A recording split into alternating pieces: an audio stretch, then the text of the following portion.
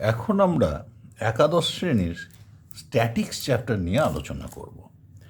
Statics বা স্থিতিবিদ্যার এই চ্যাপ্টারে গুরুত্ব অপরিসীম।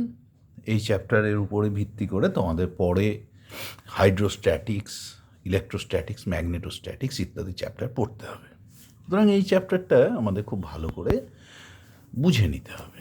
এই স্ট্যাটিক্স চ্যাপ্টারে আমরা torque and couple, equilibrium, centre of gravity, centre of mass এবং রিলেটেড প্রবলেমস নিয়ে আলোচনা করব। প্রথমেই আসা যাক বলের ভ্রামক বা টর্ক। বলের ভ্রামক কাকে বলে? যে কোনো বস্তুতে বল প্রযুক্ত হলে বস্তু নির্দিষ্ট অক্ষ সাপেক্ষে ঘুরতেও পারে বা নাও ঘুরতে পারে। বস্তু বলের ক্রিয়ায় নির্দিষ্ট অক্ষ সাপেক্ষে আদৌ ঘুরবে কিনা তা যে রাশির দ্বারা নির্ধারিত হয় তাকেই বলা হয় বলের ভ্রামক। তাহলে বলের ভ্রামক বস্তুর ঘূর্ণন প্রবণতাকে পরিমাপ করে। অর্থাৎ বস্তুতে বল প্রযুক্ত হলে বস্তুতে আদৌ নির্দিষ্ট অক্ষ সাপেক্ষে ঘূর্ণন প্রবণতা হবে কি হবে না তা আমরা মাপব বলের ভ্রামকের সাহায্যে। তাহলে বলের ভ্রামক বস্তুর ঘূর্ণন প্রবণতা পরিমাপ করে। আর কী করে মাপা হবে? ধরো একটা বস্তু আছে, এখানে চিত্রে দেখা যাচ্ছে, এটা একটা নির্দিষ্ট অক্ষ, এই এক্সে অক্ষ সাপেক্ষে ঘুরতে পারে। এখানে এফ বল কাজ করছে, বলের ক্রিয়ারেখা দেখানো হয়েছে। এই অক্ষ থেকে বলের ক্রিয়ারেখার উপরে লম্ব দূরত্ব, এই দেখো এডি, এ বি হলো গিয়ে ডি। তাহলে এখানে বলের ভ্রামক হবে, বলের ভ্রামক হবে এফ ইন্টু ডি, বলের ভ্রামক হবে এফ ইন্টু ডি। এইবার এই বলের ভ্রামক যদি অ্যান্টি ক্লকওয়াইজ সেন্সে হয় তাহলে তাকে বলবো আমরা পজিটিভ। তাহলে অ্যান্টি ক্লকওয়াইজ হলে তাকে পজিটিভ ভ্রামক বলবো, এবং ক্লকওয়াইজ হলে তাকে নেগেটিভ ভ্রামক বলবো।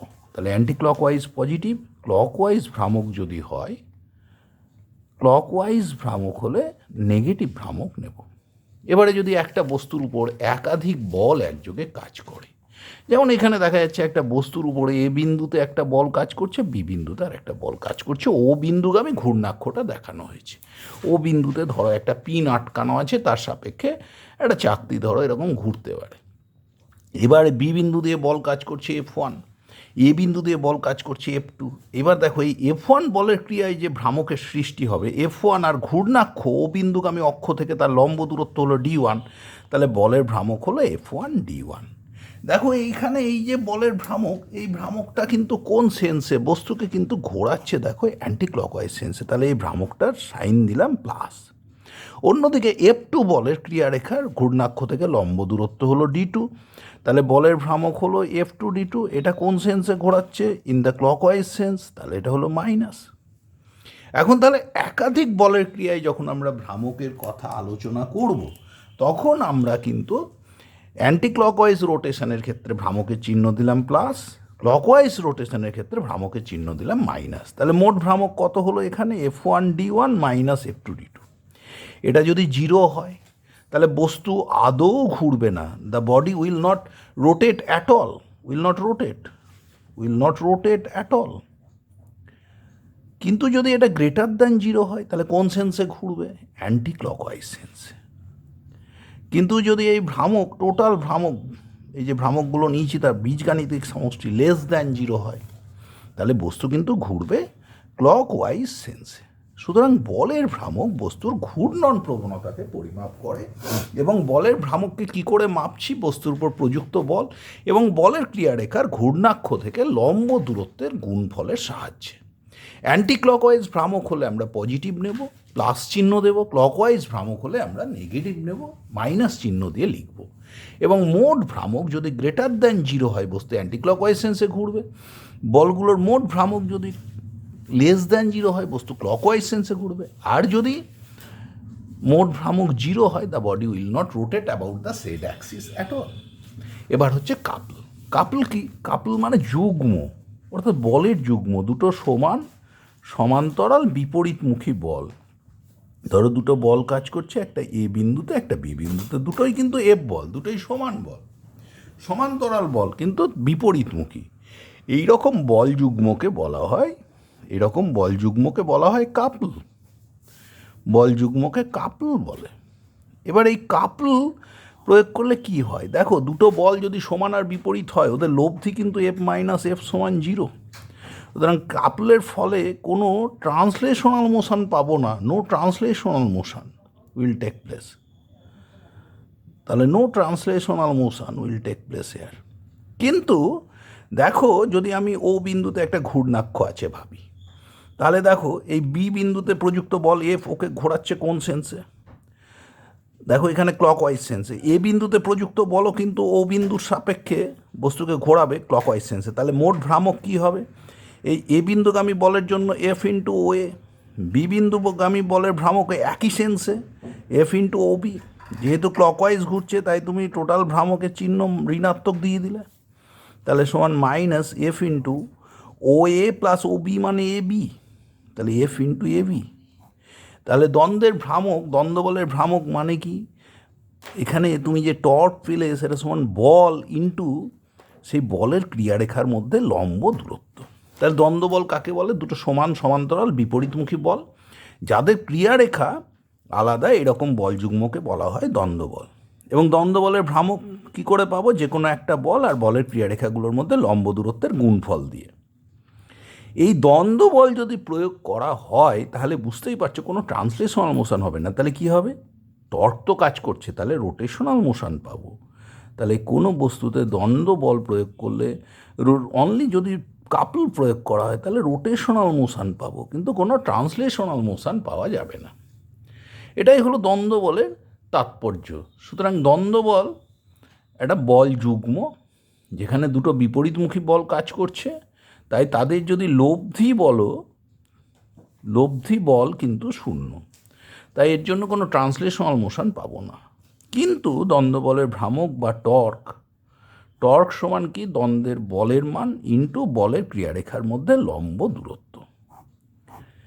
এই দ্বন্দ্বের ক্ষেত্রে টর্কের মান এফ ইন্টু এ বি, এই ও বিন্দু যদি ঘূর্ণাক্ষটা এ বি এর মধ্যবর্তী বিন্দু হয় তাও এফ ইন্টু এ বি হবে, বাইরের বিন্দু হলেও দেখানো যায় এফ ইন্টু এ বি হবে। এবার টর্কের ভেক্টর ফর্ম, ধরো একটা বস্তুতে এ বল কাজ করছে, এ বিন্দুতে এ বল কাজ করছে এবং এ বিন্দুর position vector with respect to the origin O হলো আর। তাহলে দ্বন্দ্ব এই কী বলে তোমার torque, torque tau equals to হয় আর ক্রস এফ।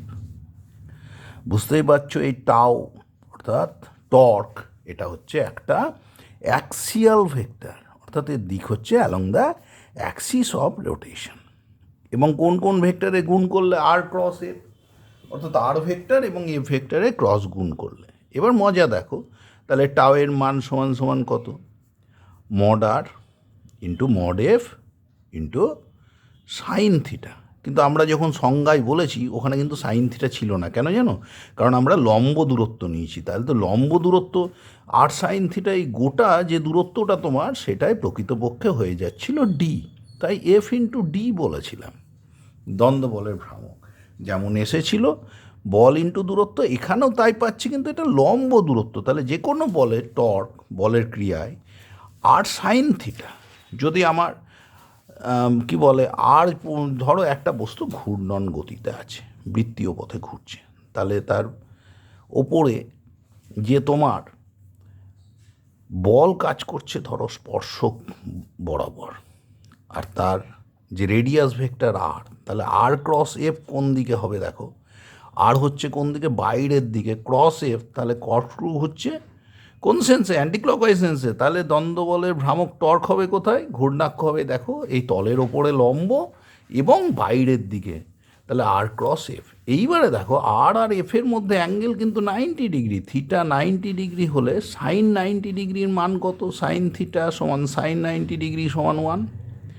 তাহলে টর্ক কিন্তু হয়ে যাচ্ছে আর ক্রস এফের মান কিন্তু হয়ে যাচ্ছে প্রকৃতপক্ষে আর ইন্টু এফ। কিন্তু এখানে আরটা কি, আরটা হলো কিন্তু ঘূর্ণাক্ষ থেকে বলের ক্রিয়ারেখার লম্ব দূরত্ব। এই গেল আমাদের টর্কের কথা, খুব গুরুত্বপূর্ণ আলোচনা। নেক্সট আমরা যাচ্ছি সাম্যাবস্থায়, ইকুইলিব্রিয়ামে। সাম্যাবস্থা মানে কি, সাম্যাবস্থা মানে হলো ত্বরণহীন অবস্থা। তার মানে বস্তুর কৌণিক ত্বরণও থাকবে না, রৈখিক ত্বরণও থাকবে না, অর্থাৎ বস্তুর রৈখিক বেগ ধ্রুবক হবে, কৌণিক বেগও ধ্রুবক হবে। অর্থাৎ রৈখিক বেগ শূন্যও হতে পারে, আবার নন জিরো কনস্ট্যান্টও হতে পারে, কৌণিক বেগও তাই জিরোও হতে পারে, নন জিরোও হতে পারে, কিন্তু ত্বরণ থাকবে না, মানে সম কৌণিক বেগে বা সমরৈখিক বেগে যেতে থাকবে। এখন ত্বরণ না থাকার জন্য কি হবে? বস্তুতে ত্বরণ সৃষ্টির জন্য তোমরা জানো নিউটনের দ্বিতীয় গতি সূত্র থেকে যে এফ সমান সমান এম এ, বহিস্থ বল সমান ভর ইন্টু ত্বরণ। ত্বরণ শূন্য হতে গেলে বহিস্থ বল সমান জিরো, তার মানে যা এক্সটার্নাল ফোর্সগুলো আমি প্রয়োগ করেছি বস্তুতে তাদের যোগফল হবে শূন্য, তবেই তার ত্বরণ থাকবে না। তাহলে সাম্যাবস্থার একটা শর্ত হলো যে বহিস্থ যে বলগুলো তুমি কাজ করাচ্ছ, যে এক্সটার্নাল ফোর্সগুলো কাজ করাচ্ছ, তাদের যে লব্ধি রেজাল্ট্যান্ট শুড বি জিরো। আবার কৌণিক ত্বরণের ক্ষেত্রে তোমরা দেখবে যে টর্ক সমান জড়তা ভ্রামক ইন্টু কৌণিক ত্বরণ। যদি আমার আলফা কৌণিক ত্বরণকে জিরো হতে হয় তাহলে জি জিরো, তার মানে বস্তুতে যে টর্ক কাজ করছে, যে বলের ভ্রামক কাজ করছে, সেটাও শূন্য হলে পরে তবেই বস্তুতে কোনো কৌণিক ত্বরণ থাকবে না। সুতরাং সাম্যাবস্থা মানে হলো ত্বরণহীন অবস্থা, যখন বস্তু সমবেগে যাবে, সুষম গতিতে থাকবে, অর্থাৎ তার রৈখিক ত্বরণও থাকবে না, কৌণিক ত্বরণও থাকবে না। রৈখিক ত্বরণ না থাকতে গেলে বস্তুর উপর যে বলগুলো কাজ করবে, সেই বলগুলোর এক্সটার্নাল ফোর্স, তাদের বীজগাণিতিক তাদের যে সমষ্টি অর্থাৎ ভেক্টর যোগফল হবে শূন্য। টর্ক জিরো হতে গেলে একাধিক বল কাজ করলে, আমরা তো আগেই দেখেছি যে আলাদা আলাদা বলগুলোর টর্ক নেব এবং তাদের অ্যালজেব্রিক সাম নিলে মোট টর্ক হয়ে যাবে শূন্য। নেক্সট হচ্ছে সদৃশ সমান্তরাল বলের লব্ধি। সদৃশ সমান্তরাল বল মানে সেই বলগুলো, যে বলগুলোর ক্ষেত্রে কি হবে, যারা পরস্পর সমান্তরাল এবং সদৃশ মানে একই দিকে কাজ করছে। যেমন ধরো এখানে ছবিতে দেখা যাচ্ছে একটা হলো F1 বল, আরেকটা হলো F2 বল, দুটোই কিন্তু পজিটিভ ওয়াই অ্যাক্সিস বরাবর কাজ করছে। এখানে দেখতেই পাচ্ছ, এখানে এক্স অ্যাক্সিস ওয়াই অ্যাক্সিস দেখা যাচ্ছে। F1-এর ক্রিয়ারেখা অরিজিন থেকে x1 দূরত্বে আছে অ্যালং এক্স অ্যাক্সিস, যেই ডিস্টেন্সটা, এবং F2-র ক্রিয়ারেখা অরিজিন থেকে x2 দূরত্বে আছে, OB সমান সমান x2, আর OA F1-এর লম্ব দূরত্ব হলো গিয়ে x1। এখন দেখো, তাহলে যদি একই ট্রান্সলেশনাল মোশন দিতে হয়, এখন সমান্তরাল বলে লব্ধি নির্ণয়ের ক্ষেত্রে একটা কথা মনে রাখবে, এর আগে পর্যন্ত আমরা শুধু ট্রান্সলেশনাল মোশনের কথা বিবেচনা করছিলাম, কিন্তু এখন লব্ধি নির্ণয়ের ক্ষেত্রে যেমন ট্রান্সলেশনাল মোশনের কথা ভাববো, সেরকম রোটেশনাল মোশনের কথাও কিন্তু আমাদের চিন্তা করতে হবে। এখানে তাহলে যদি F1 আর F2 ট্রান্সলেশনাল মোশনের কথা ভাবি, তাহলে লব্ধি R সমান F1 প্লাস F2। আর যদি রোটেশনাল মোশনের কথা ভাবি, দেখো ও বিন্দুর সাপেক্ষে F1 বলের ভ্রামক কত হবে? F1 ইন্টু তার লম্ব দূরত্ব ঘূর্ণাক্ষ, ও বিন্দুকে আমি অক্ষ সাপেক্ষে যদি ধরি, তাহলে তার ঘূর্ণাক্ষ থেকে লম্ব দূরত্ব x1, তাহলে বলের ভ্রামক F1 x1। এবং সেন্সটা কোথায়? ও বিন্দু সাপেক্ষে অ্যান্টি ক্লকওয়াইজ সেন্সে দেখো ঘুরছে, ঘড়ির কাঁটার বিপরীত দিকে। F2 বলের ক্রিয়াতেও তো তাই হচ্ছে, তাহলে তার ভ্রামক কত? F2 x2, দুটো ভ্রামকই পজিটিভ, তাহলে যোগ করে দিলাম। এখন লব্ধি বলের ভ্রামকও তো কী হবে? লব্ধি বলের ভ্রামকও কিন্তু ঘূর্ণাক্ষ সাপেক্ষে একই হতে হবে। লব্ধি বল যদি আর হয়, যেটা OC থেকে কাজ করছে, যার ঘূর্ণাক্ষ থেকে লম্ব দূরত্ব OC সমান সমান এক্স, তাহলে আর বলের ভ্রামক সমান আর ইন্টু এক্স। তাহলে ইন্ডিভিজুয়াল বলগুলোর মোট ভ্রামকের যোগফল, মোট ভ্রামকগুলোর সমষ্টি, মোট ভ্রামক সমান সমান লব্ধি বলের একই ঘূর্ণাক্ষ সাপেক্ষে ভ্রামক। তাহলে এক্স সমান সমান কত? F1 x1 plus F2 x2 by আর মানে কত? আর মানে F1 প্লাস F2, তাহলে সেটা বসিয়ে দিলাম, বাই F1 প্লাস F2। এইভাবে তোমার লব্ধি বলটা কোন বিন্দু থেকে কাজ করবে এটা আমরা নির্ণয় করতে পারি। এরপর হচ্ছে বিসদৃশ সমান্তরাল বল। যখন বলগুলো কি সমান্তরাল কিন্তু দিকটা বিপরীতমুখী, যেমন ধরো এখানে F1 বল, F2 বল, F1 বল যেদিকে কাজ করছে, F2 বল কিন্তু বিপরীতমুখী, কিন্তু এরা সমান্তরাল। তাহলে এদের লব্ধি আর সমান কত? F1 মাইনাস F2 ট্রান্সলেশনাল মোশনের কথা বিবেচনা করলে। এখন দেখো এদের লব্ধির যদি ঘূর্ণাক্ষ থেকে লম্ব দূরত্ব যদি x হয়, তাহলে কি লিখতে পারি? দেখো F1 বলের ঘূর্ণাক্ষ ও বিন্দুর সাপেক্ষে ভ্রামক কত?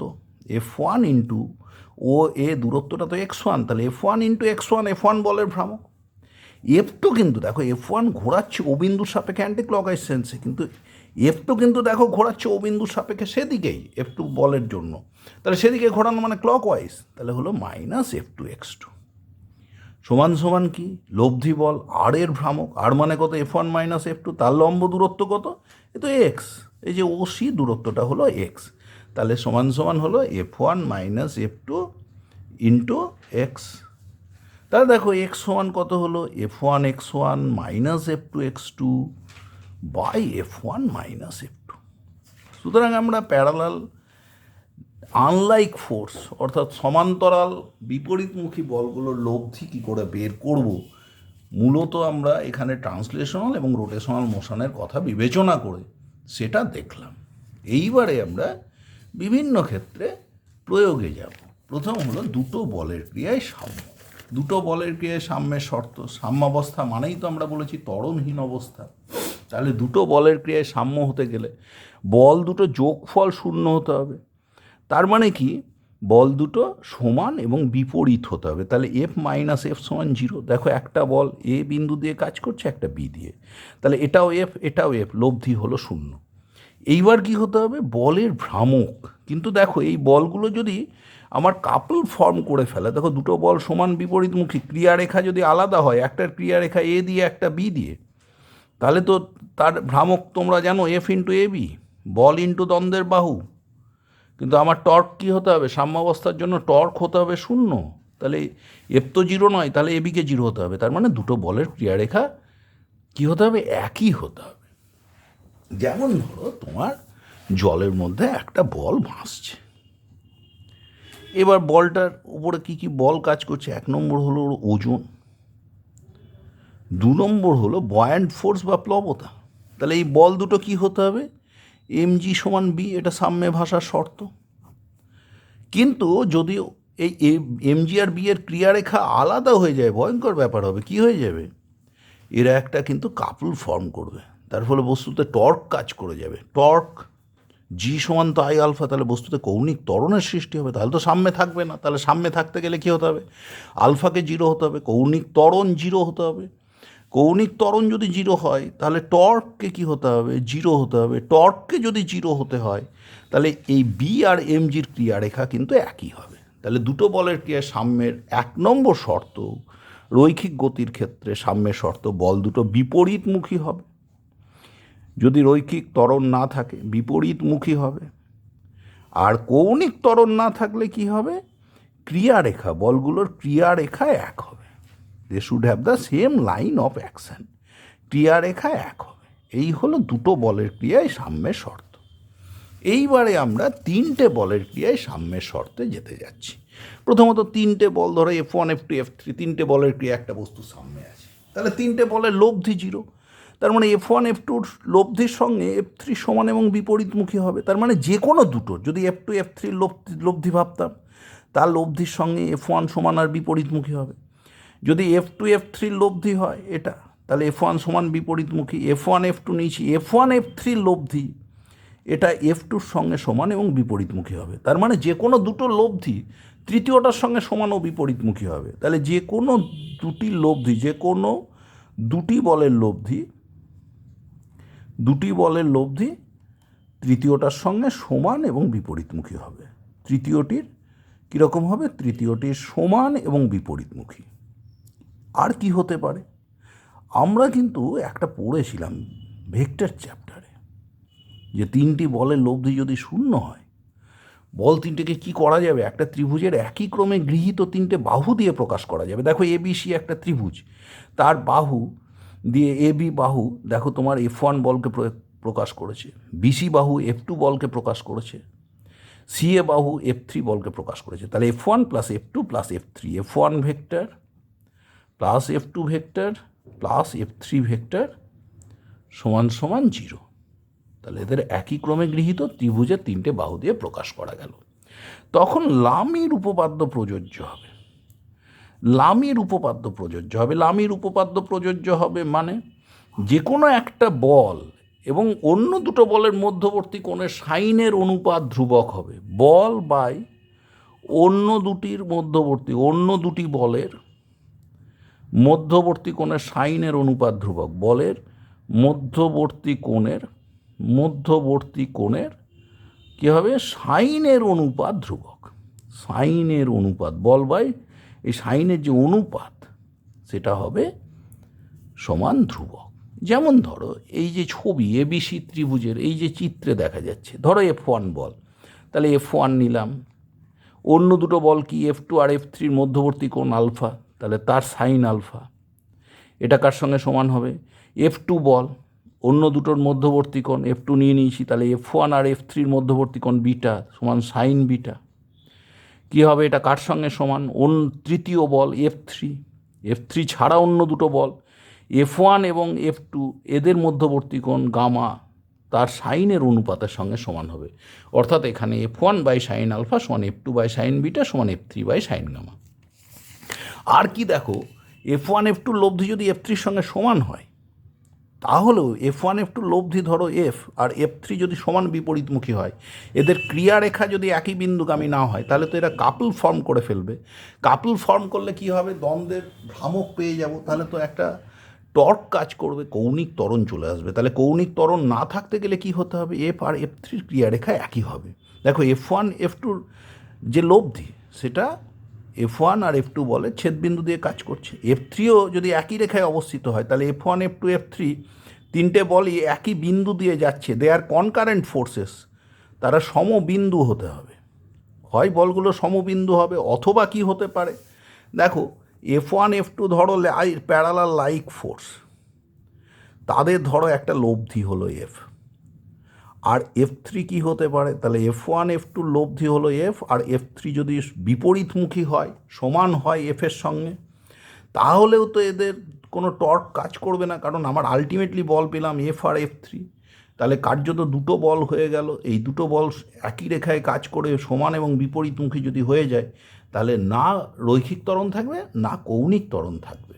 তাহলে কি হবে? বলগুলো হয় কনকারেন্ট থাকবে, অর্থাৎ বলগুলো হয় সমবিন্দু হবে, অথবা তারা প্যারালাল হলে পরে এই ক্ষেত্রটা হতে পারে F1 F2 লব্ধি F-এর সঙ্গে F3 সমান এবং বিপরীতমুখী হলেও হবে। এখানে কিন্তু F3 কিন্তু F1 F2-র সঙ্গে একই বিন্দু দিয়ে যাচ্ছে না, এরা কিন্তু তখন কনকারেন্ট না। প্যারালাল হলে অন্য কথা, অন্যথায় বলগুলো কনকারেন্ট হবে। এই হলো তিনটে বলের ক্রিয়ায় সাম্যের শর্ত। এইবার আমরা লামির উপপাদ্যের একটা প্রয়োগ দেখে নিই। লামির উপপাদ্যের প্রয়োগ কি বলে দেখো। দেখো এখানে বলছি, in the adjacent figure a sphere of mass 10 gram is hanging by a thread and is in contact with a smooth wall. একটা ওয়াল আছে ধরো AB, এর সঙ্গে গোলকটা কন্ট্যাক্টে আছে। আর কত গ্রাম ভরের গোলক? 10 gram. Find the tension in the thread and the reaction force provided by the wall. দেখো এবার মজা, কী কী ফোর্স কাজ করছে। 1 নম্বর হলো দড়ির যে টান সেটা কাজ করছে। 2 নম্বর কি কাজ করবে? গোলকের ওজন কাজ করবে। 3 নম্বর আর কি, দেওয়ালটা কীরকম দেওয়াল বলেছে? স্মুথ ওয়াল। ওয়াল যদি স্মুথ হয় তাহলে শুধু রিয়াকশান ফোর্স কাজ করবে। তাহলে দেখো তিনটে বলের ক্রিয়ায় সাম্যের শর্ত। কি বলে তিনটে বলের ক্রিয়ায় সাম্যের শর্ত? বল তিনটে তাহলে এখানে কনকারেন্ট হলো, কারণ এরা তো প্যারালাল ফোর্স নয়। তাহলে কি হবে? লামির উপপাদ্য প্রযোজ্য হবে। লামির উপপাদ্য প্রযোজ্য হবে মানে কি? যে কোনো একটা বল এবং অন্য দুটো বলের মধ্যবর্তী কোণে সাইনের অনুপাত ধ্রুবক। ধরো এটা রিয়াকশান ফোর্স N কাজ করছে, একটা টান বল T কাজ করছে, আর একটা টেন G ওর ওজন কাজ করছে। তাহলে তিনটে ফোর্স TN এবং টেন G, তিনটে বলের ক্রিয়ায় সাম্যে আছে, বলগুলো কনকারেন্ট। তাহলে যে কোনো একটা বল আর অন্য দুটো বলের মধ্যবর্তী কোণে সাইনের অনুপাত ধ্রুবক। তাহলে সব বলগুলোর মধ্যে কোনটা দেখি। দেখো এই বলটা যেভাবে দেওয়ালে টাচ করে রেখেছে, N আর টেন G এর মধ্যে এই অ্যাঙ্গেলটা 90 ডিগ্রি, কারণ আমার ON রেখা এটা হরাইজন্টাল লাইন, আর এই ওজন কাজ করছে ভার্টিক্যালি ডাউনওয়ার্ড ডাইরেকশন। এইখানে যদি আমি একটা ভার্টিক্যাল লাইন টানি, দেখো এই কোণটা 30 ডিগ্রি বলে, একান্তর কোণ বলে এটা 30, তাহলে এটা ভার্টিক্যাল লাইন, এটা হরাইজন্টাল লাইন, এদিকে 90 হলো আর ওদিকে 30, তাহলে এই কোণটি হলো 120 ডিগ্রি। এবার গোটা কোণটা তো 360 ডিগ্রি, তার মধ্যে 210 ডিগ্রি চলে গেল, তাহলে এটা হলো কত ডিগ্রি? 150 ডিগ্রি। সুতরাং এইখানে আমরা এই কোণটুকুটা খুব সহজে পেয়ে গেলাম। এইবার তাহলে আমরা হিসেব করে দেখি যে টি বাই কত হবে। অন্য দুটো বলের মধ্যে কোণ 90 ডিগ্রি, তাহলে টি বাই সাইন 90 ডিগ্রি সমান সমান mg মানে 10g। দেখো এই যে 10g, অন্য দুটো বলের মধ্যে কোণ 120 ডিগ্রি বাই সাইন 120 ডিগ্রি সমান সমান, দেখো আর কি বল থাকলো? টি হলো 10G হলো, তাহলে N by sine 150 degree, N by sine 150 degree, তাহলে টি বাই সাইন 91 সমান 10G বাই সাইন 120 মানে √3/2 সমান এন বাই সাইন 150 মানে সাইন 30 মানে হাফ। তাহলে টি সমান সমান দেখো এখান থেকে 20G বাই √3, আর এন সমান সমান দেখো হলো 20/√3 ইন্টু হাফ ইন্টু জি, তার মানে 10G বাই √3 নিউটন। এইভাবে আমরা খুব সহজে লামির উপপাদ্যের সাহায্যে, সে 10 গ্রাম বলেছিল, তাহলে আমাদের এটা ডাইনে আসা উচিত, নিউটন নয়, এককটা হবে ডাইন। এইভাবে লামির উপপাদ্যের সাহায্যে আমরা সব বলগুলো, যখন 3টে বলের ক্রিয়া বস্তু সাম্যে আছে তখন সব বলগুলো বের করে ফেলতে পারি, টি এন এদের বের করে ফেলা গেল। এইবার হচ্ছে একতলীয় বলের ক্রিয়ায় সাম্যের শর্ত। কতগুলো একতলীয় বল কাজ করছে। সাম্যাবস্থা মানে কি? প্রথম হলো ত্বরণহীন অবস্থা। ত্বরণহীন অবস্থা, ত্বরণ ক ধরনের হতে পারে? একটা হলো রৈখিক ত্বরণ, ট্রান্সলেশনাল মোশনের জন্য একটা ত্বরণ হতে পারে। 2 নম্বর কি হতে পারে? কৌণিক ত্বরণ, অর্থাৎ অ্যাঙ্গুলার অ্যাক্সিলারেশন হতে পারে। রৈখিক ত্বরণ শূন্য হতে গেলে কি হবে? যে বলগুলো কাজ করছে তাদের লব্ধি 0। দেখো F1 বল OX এর সঙ্গে কোণ করেছে α1, তাহলে F1 এর এদিকের কম্পোনেন্ট F1 cos α1, ওয়াই অক্ষ বরাবর কম্পোনেন্ট তাহলে কত? F1 sin α1। F2 বল, তার এখানে অ্যাঙ্গেল α2, তাহলে এক্স অক্ষ বরাবর কম্পোনেন্ট F2 cos α2, ওয়াই অক্ষ বরাবর কম্পোনেন্ট F2 sin α2। F3 বল, এখানে অ্যাঙ্গেল করেছে কত? α3, তাহলে এদিকের কম্পোনেন্ট হলো F3 cos α3, লম্ব দিকে কত হবে? F3 sin α3। দেখো এই বলগুলো লব্ধি যদি 0 হতে হয় তাহলে এক্স অক্ষ বরাবর যে কম্পোনেন্টগুলো আছে তারা সেপারেটলি 0 হবে, ওয়াই অক্ষ বরাবর কম্পোনেন্টগুলো সেপারেটলি 0 হবে, অন্যথায় তো দুটো বলের লব্ধি শূন্য হতে পারে না, কারণ দুটো তো বিপরীতমুখী বল নয়। তাহলে এদের লব্ধি কত? F1 cos α1 plus F2 cos α2 plus F3 cos α3 সমান ধরো Fx। F1 sin α1 plus F2 sin α2 plus F3 sin α3, এদের লব্ধি ধরো হলো Fy। তাহলে দেখো আমার এই বলগুলো ভেঙে দুটো বল পেলাম, একটা Fx আর একটা Fy। দুটো পরস্পর লম্ব বলের তো লব্ধি কখনোই শূন্য হতে পারে না। তাহলে কি করে এরা শূন্য হতে পারে? যদি Fx 0 হয় আলাদাভাবে, Fy যদি 0 হয় আলাদাভাবে। সুতরাং কি করব? বলগুলোকে পরস্পর লম্ব দুদিকে ভাঙবো। ভাঙার পরে কি হবে? প্রত্যেকটা দিক বরাবর যে বলগুলো পেলাম না, যে তাদের অ্যালজেব্রিক সাম, বীজগাণিতিক সমষ্টি আলাদাভাবে 0 হবে। এক্স অক্ষ বরাবর আলাদাভাবে 0 হবে, ওয়াই অক্ষ বরাবর আলাদাভাবে 0 হবে। অর্থাৎ you are to resolve the forces along two mutually perpendicular directions OX and OY, and the resultant of all the forces along each direction should be separately 0। প্রত্যেকটা দিক বরাবর বলগুলোর যে লব্ধি পৃথক পৃথকভাবে শূন্য হবে। এটা হলো রৈখিক ত্বরণের শর্ত। আর কৌণিক ত্বরণের জন্য কি করব? এই তলের উপর কোনো একটা বিন্দু নেব, কোনো একটা সুটেবল বিন্দু নেব, উপযুক্ত বিন্দু, যে বিন্দুর সাপেক্ষে বলগুলোর ভ্রামক নেব, এবং সেই ভ্রামকগুলোর বীজগাণিতিক সমষ্টি নেব, টোটাল ভ্রামক সমান 0 হবে। তাহলে একতলীয় বলের ক্রিয়ায় সাম্যের শর্ত। তোমাকে লিখতে বললে কিভাবে লিখবে? যে বলবে যে সাম্যাবস্থা মানে ত্বরণহীন অবস্থা। এখন রৈখিক ত্বরণ থাকতে পারে, কৌণিক ত্বরণ থাকতে পারে। রৈখিক ত্বরণের জন্য কি করতে হবে? বলগুলোকে পরস্পর লম্ব দুটো অক্ষ বরাবর ভেঙে নেব, এবং প্রত্যেকটা অক্ষ বরাবর বলগুলোর বীজগাণিতিক সমষ্টি পৃথক পৃথকভাবে শূন্য হবে। কৌণিক ত্বরণের জন্য কী হবে? ওই তলের উপরে একটি উপযুক্ত বিন্দুর সাপেক্ষে বলগুলির ভ্রামক নেব, এবং ভ্রামকগুলির যে বীজগাণিতিক সমষ্টি অর্থাৎ total torque about the shed Axis should be 0 in order to have no angular acceleration of the body about the said axis। অর্থাৎ ওই অক্ষ সাপেক্ষে বস্তুর কোনো কৌণিক ত্বরণ না থাকতে গেলে ওই টর্কের মান, টোটাল টর্ক হয়ে যাবে 0। নেক্সট পেজে যাওয়া যাক।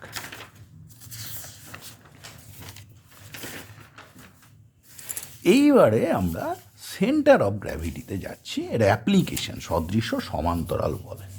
দেখো একটা বিস্তৃত বস্তু অসংখ্য বিন্দু ভরের সমষ্টি, এবং সেই বিন্দু ভরগুলো থেকে করসপন্ডিং ওয়েট সোজা নিচের দিকে কাজ করে। ধরো একটা বস্তু M1 M2 M3 ইত্যাদি M4 ইত্যাদি ভরের সমষ্টি। তাহলে এই বিন্দু এ বিন্দু, বি বিন্দু, সি বিন্দু, ডি বিন্দু থেকে এইগুলো কাজ করছে, M1G M2G M3G M4G।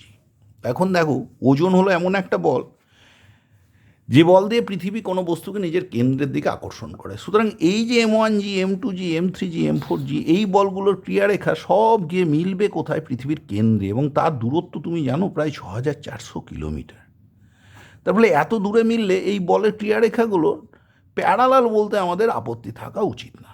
তাহলে এই যে বিন্দু ভরগুলোর যে ওজন, এগুলো হলো সদৃশ সমান্তরাল বল। তাহলে এই বলগুলোর লব্ধি একটা বিশেষ বিন্দু থেকে কাজ করে, যাকে বলা হয় বস্তু সেন্টার অফ গ্র্যাভিটি বা ভার কেন্দ্র। তাহলে একটা বিস্তৃত বস্তু অসংখ্য বিন্দু ভরের সমষ্টি, সেই বিন্দুগুলো থেকে সেই ভরের করসপন্ডিং যে ওজন কাজ করে। এই ওজন বলগুলো কেমন? Parallel like force. এই প্যারালাল লাইক ফোর্সগুলো লব্ধি একটা বিশেষ বিন্দু থেকে কাজ করবে, সেটা বস্তুর মধ্যেও হতে পারে, বাইরেও হতে পারে কোনো ক্ষেত্রে। সেই বিন্দুটাকে বলা হচ্ছে বস্তুর ভার কেন্দ্র বা সেন্টার অফ গ্র্যাভিটি। তাহলে আমরা একটু আগে দেখলাম প্যারালাল লাইক ফোর্সের লব্ধি এক্স সমান কত দেখেছিলাম? F1 x1 plus F2 x2 plus F3 x3 ইত্যাদি ইত্যাদি যোগফল বা F1 plus F2 plus F3। তাহলে ধরো এখানে M1G, তার ঘূর্ণাক্ষ থেকে দূরত্ব x1, তাহলে তার ভ্রামক কত হবে? F1 x1 মানে M1G x1। তারপরেরটা M2Gর ঘূর্ণাক্ষ থেকে দূরত্ব হলো x2, তাহলে তার কত লিখব? ভ্রামক M2G x2। সিমিলারলি তারপরেরটা কত লিখব? M3G, তার ঘূর্ণাক্ষ থেকে যদি লম্ব দূরত্ব আমরা ধরে নিই x3, M3G x3, এইভাবে এদের যোগফল পাবো। নিচে কি হবে? নিচে F1 plus F2 plus F3, তার মানে কি হবে? M1G plus M2G plus M3G, এদের যোগফল প্লাস ডট ডট। এবার দেখো, একটা জি কিন্তু কমন নিয়ে কেটে দিতে পারি। তাহলে কত হলো? যদি বস্তুর পুরো আকারটা এমন থাকে সর্বত্র জি সমান, তাহলে জি কেটে দিতে কোনো আপত্তি নেই। তাহলে M1 x1 plus M2 x2 plus M3 x3 by কি হলো? M1 plus M2 plus M3। একইভাবে বস্তু যদি ওয়াই অক্ষ বরাবর দূরত্বগুলো, ওয়াই অক্ষ থেকে দূরত্বগুলো থাকে y1, y2, y3, তাহলে ভারকেন্দ্রের স্থানাঙ্ক কী হবে? ওয়াই স্থানাঙ্ক কী হবে? M1 y1 plus M2 y2 plus M3 y3 divided by কত হবে? M1 plus M2 plus M3। এইবার centre of gravity for a body. বিভিন্ন ক্ষেত্রে সেন্টার অফ গ্র্যাভিটি কোথায় হয়, কেমন হয়? যেমন ধরো একটা গোলক, তার কেন্দ্রবিন্দুতে হলো তার সেন্টার অফ গ্র্যাভিটির অবস্থান। অন্যদিকে যদি একটা ইউনিফর্ম রড হয়, সুষম ঘনত্বের যদি একটা দণ্ড হয়, খুব সরু দণ্ড, তার ভারকেন্দ্র কোথায় অবস্থিত হবে? সেই রডের যে দৈর্ঘ্যের মধ্যবিন্দুতে। একটা রিং নিলাম, এই রিংয়ের ভারকেন্দ্র কোথায়? তার সেন্টারে, অর্থাৎ ওই রিংয়ের কেন্দ্রবিন্দুতে। এবং এখানে দেখো ভারকেন্দ্র কিন্তু উপাদানের বাইরে। এর আগের ক্ষেত্রে কিন্তু দেখা গেছিল ভারকেন্দ্র উপাদানের মধ্যে ছিল। সুতরাং ভারকেন্দ্র উপাদানের মধ্যেও থাকতে পারে, বাইরেও থাকতে পারে। যদি একটা ইউনিফর্ম সলিড সিলিন্ডার নিই, তাহলে এই চোঙের যে অক্ষ বরাবর এই যে লেন্থের মধ্যবিন্দু হবে তার ভারকেন্দ্র। এটা যদি রেক্ট্যাঙ্গুলার প্লেট নেওয়া হয়, তাহলে তার যে দুটো কর্ণ তারা যে বিন্দুতে ছেদ করেছে, সেই ছেদবিন্দুটাই হবে ভারকেন্দ্রের স্থানাঙ্ক। এই ভারকেন্দ্রের ইউনিকনেস বলতে কি বোঝায়? ভারকেন্দ্র হলো এমন একটা বিন্দু, আমরা বলতে পারি যে বিন্দু থেকে বস্তুর ওজন সোজা নিচের দিকে কাজ করে। ধরলাম আমার বস্তুর একটা না থেকে দুটো ভারকেন্দ্র আছে, একটা জি, একটা G1। তাহলে দেখো বস্তুকে যেভাবেই রাখি না কেন, তাহলে জি থেকে ওজন কাজ করবে, G1 থেকে ওজন কাজ করবে। কিন্তু আমরা বলেছি এমন একটা বিন্দু যে বিন্দুতে বস্তুর ওজন কাজ করবে। দেখো বস্তুর একটা অবস্থানে জি আর G1 কিন্তু একই ভার্টিক্যাল লাইনে অবস্থিত, অন্য অবস্থানে কিন্তু নয়। তাহলে তো একাধিক ভারকেন্দ্র থাকা সম্ভব নয়। তাহলে বস্তুর একটাই ভারকেন্দ্র থাকতে পারে। এই ভারকেন্দ্র থেকেই ধরে নেওয়া হয় বস্তুর সমস্ত ওজন সোজা নিচের দিকে কাজ করছে। এবার সেন্টার অফ মাস, দেখো যেখানে অভিকর্ষজ ত্বরণের মান 0, ধরো তোমার কৃত্রিম উপগ্রহে, আর্টিফিশিয়াল স্যাটেলাইটে, ধরো তোমার কি বলে মহাশূন্যে, তাহলে এই ক্ষেত্রে কি হবে? এই ক্ষেত্রে তো ওজনই নেই, তাহলে ভারই তো নেই, ভারহীন বস্তু, তাহলে তো ভারকেন্দ্রের আলোচনা অমূলক। তখন ধরে নেওয়া হয় বস্তুর ভরের সমানুপাতে একটা বল কাজ করে। সেই বল একটা বিশেষ বিন্দু থেকে কাজ করে, এই যে বিন্দু থেকে কাজ করে সেটাই হলো তার ভরকেন্দ্র। তাহলে কি দাঁড়ালো? দেখো আমরা ভরকেন্দ্রের স্থানাঙ্ক কেমন লিখেছিলাম? x সমান সমান লিখেছিলাম, দেখো F1 x1 plus F2 x2 বা প্লাস F3 x3 ইত্যাদি ইত্যাদি যোগফল by F1 plus F2 plus F3। যদি আমরা এইখানে এই রকম করে দিই, F1-এর জায়গায় কি বললাম, ভরের সমানুপাতি একটা ফোর্স কাজ করছে, তাহলে M1-কে। F2-র জায়গায় তাহলে কত লিখব, M2-কে। F3-র জায়গায় কত লিখব, M3-কে। এবার দেখো আমরা যদি বসাই তাহলে এইখানে কি দাঁড়াচ্ছে, দেখো x সমান সমান M1-কে x1 প্লাস M2-কে x2 প্লাস M3-কে x3 বাই F1 মানে M1-কে প্লাস M2-কে প্লাস M3-কে।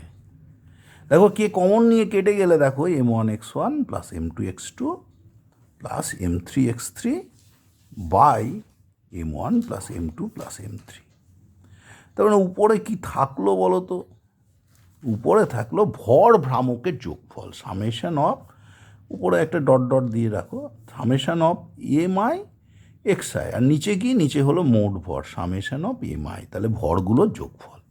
তাহলে ভর কেন্দ্রের এই ধর্ম সম্পর্কে আমরা দেখলাম যে ভর কেন্দ্র আলোচনা কখন আসছে, যেখানে ভার নেই সেখানে তো ভার কেন্দ্রের আলোচনা অমূলক হয়ে যাচ্ছে, তখনই আমরা কিন্তু ভর কেন্দ্রের আলোচনায় আসছি।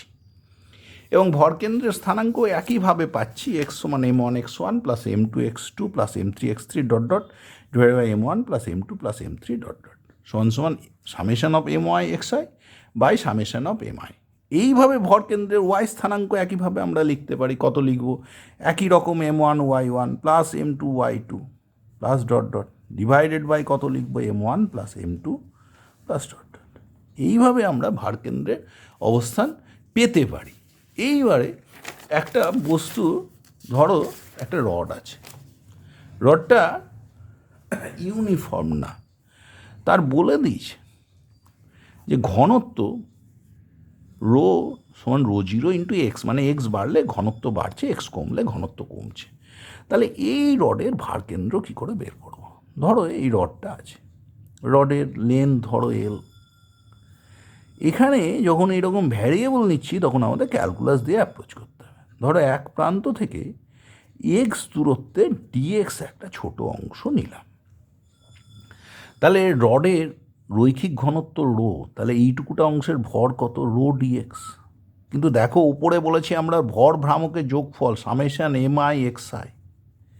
যদি কন্টিনিউয়াস হয় সামেশান না নিয়ে যোগ করার নিয়ম হয়ে যায় ইন্টিগ্রেশন। তাহলে দেখো এখানে রো ডিএক্স কিন্তু হলো এমআই, এম আই এক্সআই, তাহলে কত এক্স, তাহলে এমআই এক্সআই কত হলো, রো এক্স ডিএক্স। তাহলে যদি তার টোটাল করি তাহলে এইটা ইন্টিগ্রেশন হবে, এক্সটা কোথা থেকে কোথায় ভ্যারি করছে, জিরো টু রডের লেন্থ এল। নিচে কি হবে, এমআই মানে রো ডিএক্স, তাহলে রো ডিএক্সের যোগফল কত থেকে কত লেন্থে, জিরো টু এল। তাহলে রো তো ছিল না, রো জিরো এক্স ডিএক্স, তাহলে এটা রো জিরো এক্স ডিএক্স, এটা রো জিরো ডিএক্স। তাহলে দেখো কি দাঁড়ালো, rho zero into X rho এর জায়গাতে ছিল, তাহলে এটা একটু ভুল হলো, প্রথম হলো রো ডিএক্স ছিল, rho DX MI, MI XI ছিল রো এক্স ডিএক্স, সেটা সমান সমান লিখতে গেলে rho zero X square into DX হবে, আর নিচেরটা রো ডিএক্স। আমি আরেকবার বলি, এমআই হলো রো ডিএক্স, তাহলে এমআই এক্সআই সমান সমান কত হলো, রো ডিএক্স ইন্টু এক্স, কিন্তু রো সমান রো জিরো ইন্টু এক্স, তাহলে এটা কত হলো, রো জিরো ইন্টু এক্স আরেকটা এক্স, এক্স স্কোয়ার ডিএক্স। তাহলে এমআই এক্সআই করতে গেলে rho zero into X square DX, আর সামেশান এমআই মানে রো ডিএক্স, আর রো মানে কত, rho zero into X DX. তাহলে দেখো উপরে কত হচ্ছে, রো জিরো থাকলো, এক্স স্কোয়ারের ইন্টিগ্রেশন করলে কত হয়, এক্স কিউব বাই 3, লেন্থ কত, জিরো টু এল। নিচে কি হচ্ছে দেখো তো, রো জিরোকে বের করে দিলাম, এক্সের কত হলো, X square by 2, zero to L. তা দেখো রো জিরো কেটে গেল, উপরে থাকলো এল কিউব বাই 3, আর নিচে থাকছে এল স্কোয়ার বাই 2, তার মানে 2 বাই এল স্কোয়ার, তার মানে 2L বাই 3। তার মানে এক্স যত বাড়ছে ভর কিন্তু বাইরের দিকে চলে আসছে বেশি, তাহলে ভর কেন্দ্র মধ্যে না থেকে তার থেকে বেশি দূরত্ব হয়েছে, 2/3 এল মানে 0.67 এল প্রায়, মানে 50% এলেরও বাইরে। যদি সুষম দণ্ড হতো তার মধ্যবিন্দুতে হতো, কেন কিন্তু ভারকেন্দ্র ডান দিকে শিফট করে গেল, যেদিকে ভার বেশি ভারকেন্দ্র সেদিকে কিন্তু শিফট করে যায়। এবারে প্রশ্ন হলো কখন ভরকেন্দ্র এবং ভারকেন্দ্র ডিফারেন্ট পয়েন্ট হবে। যদি বস্তু ধরো আমার একটা চোঙাকৃতি পাহাড় আছে, মনে মনে ভাবো বিশাল লম্বা পাহাড়, তাহলে তার ভরকেন্দ্র কোথায়? মধ্যবিন্দুতে। কিন্তু ধরো পাহাড়টা এতটাই বড়, জি কিন্তু পুরো পাহাড় বরাবর কনস্ট্যান্ট নয়। তুমি জানো ভূপৃষ্ঠ থেকে উপরে গেলে অভিকর্ষজ ত্বরণের মান কমতে থাকে, তাহলে নিচের দিকে ধরো পাহাড়টার ভার বেশি, অনেক বড় অনেক বড়, এদিকেও ইনফাইনাইট লং, ওদিকেও ইনফাইনাইট লং, কিন্তু সুষম চোঙ, সুষম পাহাড় নিচ্ছি হিসেবে সুবিধের জন্য, বোঝার সুবিধের জন্য। তাহলে তার ভরকেন্দ্র ছিল মধ্যবিন্দুতে। কিন্তু যদি এখন নিচের দিকে জি বেশি হয়, তাহলে নিচের দিকে ভার বেশি। তাহলে দেখো এটা ছিল সিএম, সেন্টার অফ মাস, কিন্তু নিচের দিকে ভার বেশি কারণ জি বেশি, নিচে জি বড়, নিচে জি বড়,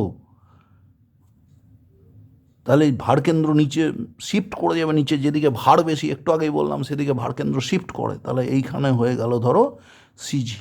এখন কি আর সিএম আর সিজি একই বিন্দু হলো? তা হলো না। তাহলে যখন বস্তু খুবই বিস্তৃত হবে এবং throughout the body G constant নয়, তখনই ভরকেন্দ্র এবং ভারকেন্দ্র CM not equals to CG হয়ে যায়। ভারকেন্দ্র কোন দিকে শিফট করে? যেদিকে ওয়েট বেশি সেদিকে কিন্তু ভারকেন্দ্র শিফট করে যায়। এবার ইউনিফর্ম হোমোজিনিয়াস পাহাড় ছিল, সম ঘনত্বের ধরো পাহাড়, বিরাট লম্বা উঁচু, উদাহরণ হিসাবে খুব সহজে বোঝার জন্য বুঝছিলাম যে ভরকেন্দ্র থাকলো মধ্যবিন্দুতে, কিন্তু নিচের অংশে জি বেশি, তাই ভার বেশি, ভারকেন্দ্র নিচে শিফট করে গেছে। তাহলে এইখানেতে কিন্তু ভরকেন্দ্র এবং ভারকেন্দ্র একই বিন্দু কিন্তু হলো না। এইবার সেন্টার অফ মাস নির্ণয় করব আমরা একটা অর্ধ রিংয়ের ক্ষেত্রে, CM of a semi circular ring. Semi circular রিংয়ের জন্য কি করে আমরা পেতে পারি ভারকেন্দ্রের অবস্থান সেটা দেখা যায়। দেখো রিংয়ের মোট ভর ধরে নিচ্ছি এম, রিংয়ের ব্যাসার্ধ আর। তাহলে দেখো রিংয়ের একক দৈর্ঘ্যের ভর, রিং তো ওয়ান ডাইমেনশনাল বডি, তাই একক দৈর্ঘ্যের ভর নিলাম এম বাই পাই আর। এইবার দেখো এখানে খুব ছোট angle theta to theta plus D theta, এই যে ছোট অ্যাঙ্গেলটা কিন্তু ডি থিটা। তাহলে দেখো এই এক্স ওয়াই যে ছোট্ট অংশটা নিয়েছি, এই দূরত্বটা কিন্তু হলো আর ডি থিটা, ব্যাসার্ধ আর ছোট্ট অ্যাঙ্গেলটা ডি থিটা, এর সমান আর থিটা করলে এই দূরত্বটা হলো এক্স ওয়াই দূরত্বটা হলো আমার আর ডি থিটা। তাহলে ওইটুকুটা অংশের ভর কত? Into R D theta. এটা হলো মাস। তাহলে মাস মোমেন্ট নেব, অক্ষ সাপেক্ষে দূরত্ব কতটা দূরে আছে দেখো তো, এখান থেকে লম্ব টানি, এই কোণটা থিটা হয়েছে, তাহলে দেখো এই কোণটা 90 মাইনাস থিটা। তাহলে এইখানে এই যে লম্ব দূরত্ব, এই যে ভর যেটা আছে তার যে লম্ব দূরত্ব, দেখো এটা 90 মাইনাস থিটা, তাহলে এটা ভূমি হলে এই দূরত্বটা কিন্তু হয়ে গেল আর সাইন থিটা। তুমি ভাববে কস থিটা, কিন্তু এই কোণটা তো থিটা, তাহলে ওপরের কোণটা pi by 2 minus theta, D theta তো নেগলিজিবলি স্মল। তাহলে ভর ভ্রামক যখন নিলাম, উপরে ভর লিখলাম একক দৈর্ঘ্যের ভর ইন্টু ওই এক্স ওয়াই অংশের ভর, তাহলে ওইটুকুটা ওই ছোট্ট অংশটার ভর হলো M by pi R into R D theta. দূরত্ব কত? R sine theta. এটা হলো ভর ভ্রামক। ওপরে কি হয়? আমরা বলেছি ভরকেন্দ্রের স্থানাঙ্ক এক্সিএম সমান সমান কত ছিল? ওপরে কী ছিল? M I X I. তার মানে ভর ভ্রামকের যোগফল নিচে মোট ভর ডিভাইডেড বাই রিংয়ের মোট ভর। আচ্ছা, উপরে যোগফল করতে গেলে কি করব? ইন্টিগ্রেশন করব। থিটার মান দেখো কত থেকে কত হচ্ছে? 0 থেকে পাই। তাহলে 0 থেকে পাই এই লিমিটে ইন্টিগ্রেশন করে দিলাম। দেখো এখানে আর ক্যাপিটাল আর কিন্তু ভ্যারিয়েবল না, তাহলে কেটে দিচ্ছি ক্যাপিটাল আর উপরে নিচে। এম বাই পাই বেরিয়ে এলো, এম বাই পাই বেরিয়ে এলো, নিচে একটা পাই আছে, আচ্ছা একটা আর বেরিয়ে এলো। সাইন থিটা ডি থিটার ইন্টিগ্রেশন করলে হয় কত? Minus cos theta. তাহলে ইন্টিগ্রেশন করে হলো মাইনাস কস থিটা। লিমিট কত? 0 টু পাই। তা দেখো এম এম কেটে গেল, তাহলে আর বাই পাই থাকলো, কস মাইনাস কস পাই, মাইনাস মাইনাসে প্লাস কস 0, কস পাই মানে -1, মাইনাস মাইনাসে +1, তাহলে 2r বাই পাই দূরত্বে। এইভাবে আমরা কিন্তু ভরকেন্দ্রের অবস্থান খুব সহজে নির্ণয় করতে পারি।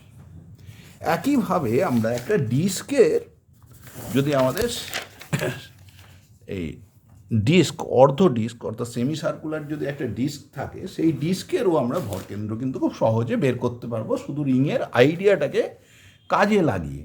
এখানে ডিস্কের কি হলো দেখো, ডিস্কটার ব্যাসার্ধ, বড় ডিস্কটার ব্যাসার্ধ ধরো আর, এই বড় ডিস্ক ও পি হলো তার ব্যাসার্ধ। তাহলে ডিস্কের ক্ষেত্রফল কত? পাই আর স্কোয়ার বাই টু, কারণ অর্ধবৃত্ত তো, বৃত্ত হলে পাই আর স্কোয়ার হতো, তাহলে যেহেতু এটা অর্ধবৃত্ত pi R square by two, 2 dimensional body, এর ভর যদি এম হয় ডিস্কটার, তাহলে একক ক্ষেত্রফলের ভর M by pi R square divided by two. এবার এই ছোট অংশটার ভর নিচ্ছে, এখানে একটা ছোট অংশ যদি আমি কেটে নিই খুব ছোট্ট করে, ভেতরে কিছু নাই ভেবে এই ছোট অংশটাকে যদি আমি ভাবি, তাহলে এটা তো একটা রিংয়ের মতো হয়ে গেল। তাহলে এটা যদি রিংয়ের মতো হয়, এই অংশটার দেখো ভর কতটা হতে পারে, দেখো এই পরিধিটা হলো পাই আর এখানে ছোট্ট ডিআর, এটা পুরো কতটা ডিআর, তাহলে এইটুকুটা অংশের ক্ষেত্রফল কত? ইন্টু পাই আর ডিআর। তাহলে এটা হলো গিয়ে তোমার এখানেতে পাই আর ডিআর যখন আমি নিলাম, এটা কিন্তু স্মল আর হওয়া উচিত, হ্যাঁ, পাই আর ইন্টু ডিআর, এইটুকুটা আর ব্যাসার্ধের, নিচের যে রিংটা নিচ্ছি সেটা আর ব্যাসার্ধের আর পুরো ডিআর, তাহলে পাই আর ইন্টু ডিআর। এটা কি হলো? ওই ছোট্ট রিংটার ভর। এবার ভর ভ্রামক নেওয়া মানে ভর কেন্দ্রের স্থানাঙ্ক, তুমি দেখেছো রিংয়ের কত হয়, রিংয়ের একটু আগে দেখলে 2r বাই পাই উচ্চতাতে হয়ে থাকে, তাহলে এখানেও আর ব্যাসার্ধের রিং, তাহলে তার ভর কেন্দ্রের ভর ভ্রামক উচ্চতা দিয়ে গুণ করে নিলাম, এমআই এটা হলো, এটা এক্সআই। ইন্টিগ্রেশন করব, কত থেকে কত লিমিট দেবো? 0 টু r, নিচে কী দেবো? ওর ভর দিয়ে ভাগ করে দেবো। দেখো এখান থেকে তাহলে কি দাঁড়াচ্ছে, এই দেখো একটা 2 আর এখানে একটা 2, 4 বেরিয়ে এলো, এই এম কেটে দিলাম, নিচে একটা কিন্তু আমাদের একটা আর স্কোয়ার থেকে যাচ্ছে, দেখো একটা পাই কেটে গেল, আর একটা পাই আর স্কোয়ার থেকে গেল। ইন্টিগ্রেশনের মধ্যে থাকলো দেখো small R DR into R, মানে আর স্কোয়ার ডিআর, দেখো কত হয়? 4 by pi R square into কত হবে? আর কিউব বাই 3, আর স্কোয়ারে যখন ইন্টিগ্রেশন করছো 0 টু আর, তাহলে কত হলো? 4 by pi R square into R cube by 3, তাহলে দেখো 4 আর বাই 3 পাই। সুতরাং এখানে সেন্টার অফ মাসের দূরত্ব কতটা দূরে, এই অর্ধ বৃত্তাকার ডিস্ক যেটা সেন্টার থেকে ভার্টিক্যালি কত দূরে? 4 আর বাই 3 পাই দূরে। একইভাবে যদি অর্ধগোলক হয় না, তুমি ক্যালকুলেশন করে পাবে অর্ধগোলকটি যে দূরত্ব, এই ধরো অর্ধগোলক, এর একই রকম ক্যালকুলেশন দেবে, এই ধরো ওর ব্যাসার্ধ, এই নিচ থেকে 3r বাই 8 দূরত্বে হয়, এবং দেখো নিচের অংশটা তো বেশি ভারী, 3r বাই 8 মানে কত বলো তো? 0.384, 375r, মানে লেস দ্যান 0.5r। বুঝতে পেরেছো? যদি সবটা সমান পুরু হতো তাহলে মধ্যবিন্দুতে হতো 0.5r, কিন্তু নিচের অংশ ভারী, তাই ভার কেন্দ্র কিন্তু নিচে শিফট করে গেছে। একইভাবে যদি তুমি একটা সলিড কোণ নাও, অর্থাৎ একটা সলিড শঙ্কু নাও, তার ভারকেন্দ্রের উচ্চতা কতখানি? h/4, শঙ্কুর উচ্চতা যদি h হয়, তাহলে সিএম এর উচ্চতা xcm, মানে ও থেকে সি এর দূরত্ব সমান h/4। কিন্তু যদি হলো হতো, হলো কোণ যদি হতো, শঙ্কুটা যদি ফাঁপা শঙ্কু হতো, তাহলে ভারকেন্দ্রের দূরত্ব হতো, এটা ধরো ও, এটা সি, তাহলে ওসি সমান h/3, যেখানে ওর উচ্চতা কিন্তু h। এগুলো তোমাদের একটু মনে রাখতে হবে, অন্য ডিডাকশানগুলো খুব একটা মনে রাখলেই হবে, মানগুলো কেমন আসছে। কিন্তু ডিডাকশান এইভাবে করা হয়, বিভিন্ন কম্পিটিটিভ পরীক্ষায় অনেক সময় কষতে দিতে পারে, সেই বেসিসে আমি এগুলো করিয়ে দিলাম। কিচ্ছু না, উপরে হলো সামেশান হলো এমআই এক্সআই, নিচে হলো সামেশান এমআই, এটাই হলো এক্সসিএম, অর্থাৎ ভর ভ্রামকগুলোর যোগফল বাই ভরের যোগফল, তাহলেই সেন্টার অফ মাসের অবস্থান তুমি পেয়ে যাবে। এটাই কিন্তু মূল কথা, এই অঙ্কটাই বারবার করা হচ্ছে কিন্তু প্রতি ক্ষেত্রে। এইবারে নেক্সট ক্যালকুলেশনে আমরা যাই, নেক্সট আমাদের কি বলছে দেখা যায় পরের ক্ষেত্রে। ধরো তোমাকে বললো যে 3টে সমান ভর আছে, 3 ইকুয়াল মাস, কোথায় আছে? আর অ্যাট 3 ভার্টিক্সেস অফ এ ট্রায়াঙ্গল। দেখো ট্রায়াঙ্গলের নেচার কিছু বলেনি, তাহলে আমি ধরে নিচ্ছি ধরো ট্রায়াঙ্গলের বিভিন্ন বিন্দুগুলোর স্থানাঙ্ক ভেবে নিচ্ছি x1 y1 x2 y2 x3 y3। তাহলে ভর কেন্দ্রের স্থানাঙ্ক কি হবে? দেখো xcm কি হবে? তুমি জানো m1 x1 তার মানে mx1 plus mx2 plus mx3 by মোট ভরের যোগফল m প্লাস m তার মানে 3m, মানে কত হলো x1 plus x2 plus x3 by 3। তাহলে YCM কি হবে? m ইন্টু কত আছে ভর ইন্টু দূরত্ব y1 plus m into y2 plus m into y3 by মোট ভরের যোগফল m plus m 3m common নিয়ে কেটে গেলে y1 plus y2 plus y3 by 3। দেখো এখানে m হয়েছিল, mটা কেটে দিয়েছি। তাহলে কি দাঁড়ালো? এই পয়েন্টটা কার কোঅর্ডিনেট? ত্রিভুজের ভারকেন্দ্রের কোঅর্ডিনেট। তাহলে ত্রিভুজের 3টে শীর্ষবিন্দুতে সমান ভরে যদি বস্তু বসিয়ে দেওয়া হয়, তাহলে সেই সিস্টেম যেটা গঠিত হলো তার ভরকেন্দ্র কি হবে? ত্রিভুজের নিজের যে ভরকেন্দ্র সেইখানে গিয়ে সমাপতিত হলো, অর্থাৎ সেই বিন্দুতেই কিন্তু আমরা ভরকেন্দ্রটা পেয়ে গেলাম। এবার ভরকেন্দ্রের তাহলে কোঅর্ডিনেট কি? x1 m1 x1 plus m2 x2 plus m3 x3 by m1 plus m2 plus m3। এইভাবে আমরা বের করছি। তার মানে কি ইন্ডিভিজুয়াল যে ভর সেই ভরগুলোর ভরভ্রামক বের করলাম আর নিচে মোট ভর লিখে দিলাম, তাহলে ভরকেন্দ্রের স্থানাঙ্ক পেলাম। এইবার দেখো ভরকেন্দ্রের বেগ, এটা xcm এসছিল, তাহলে vcm dx dt করবো।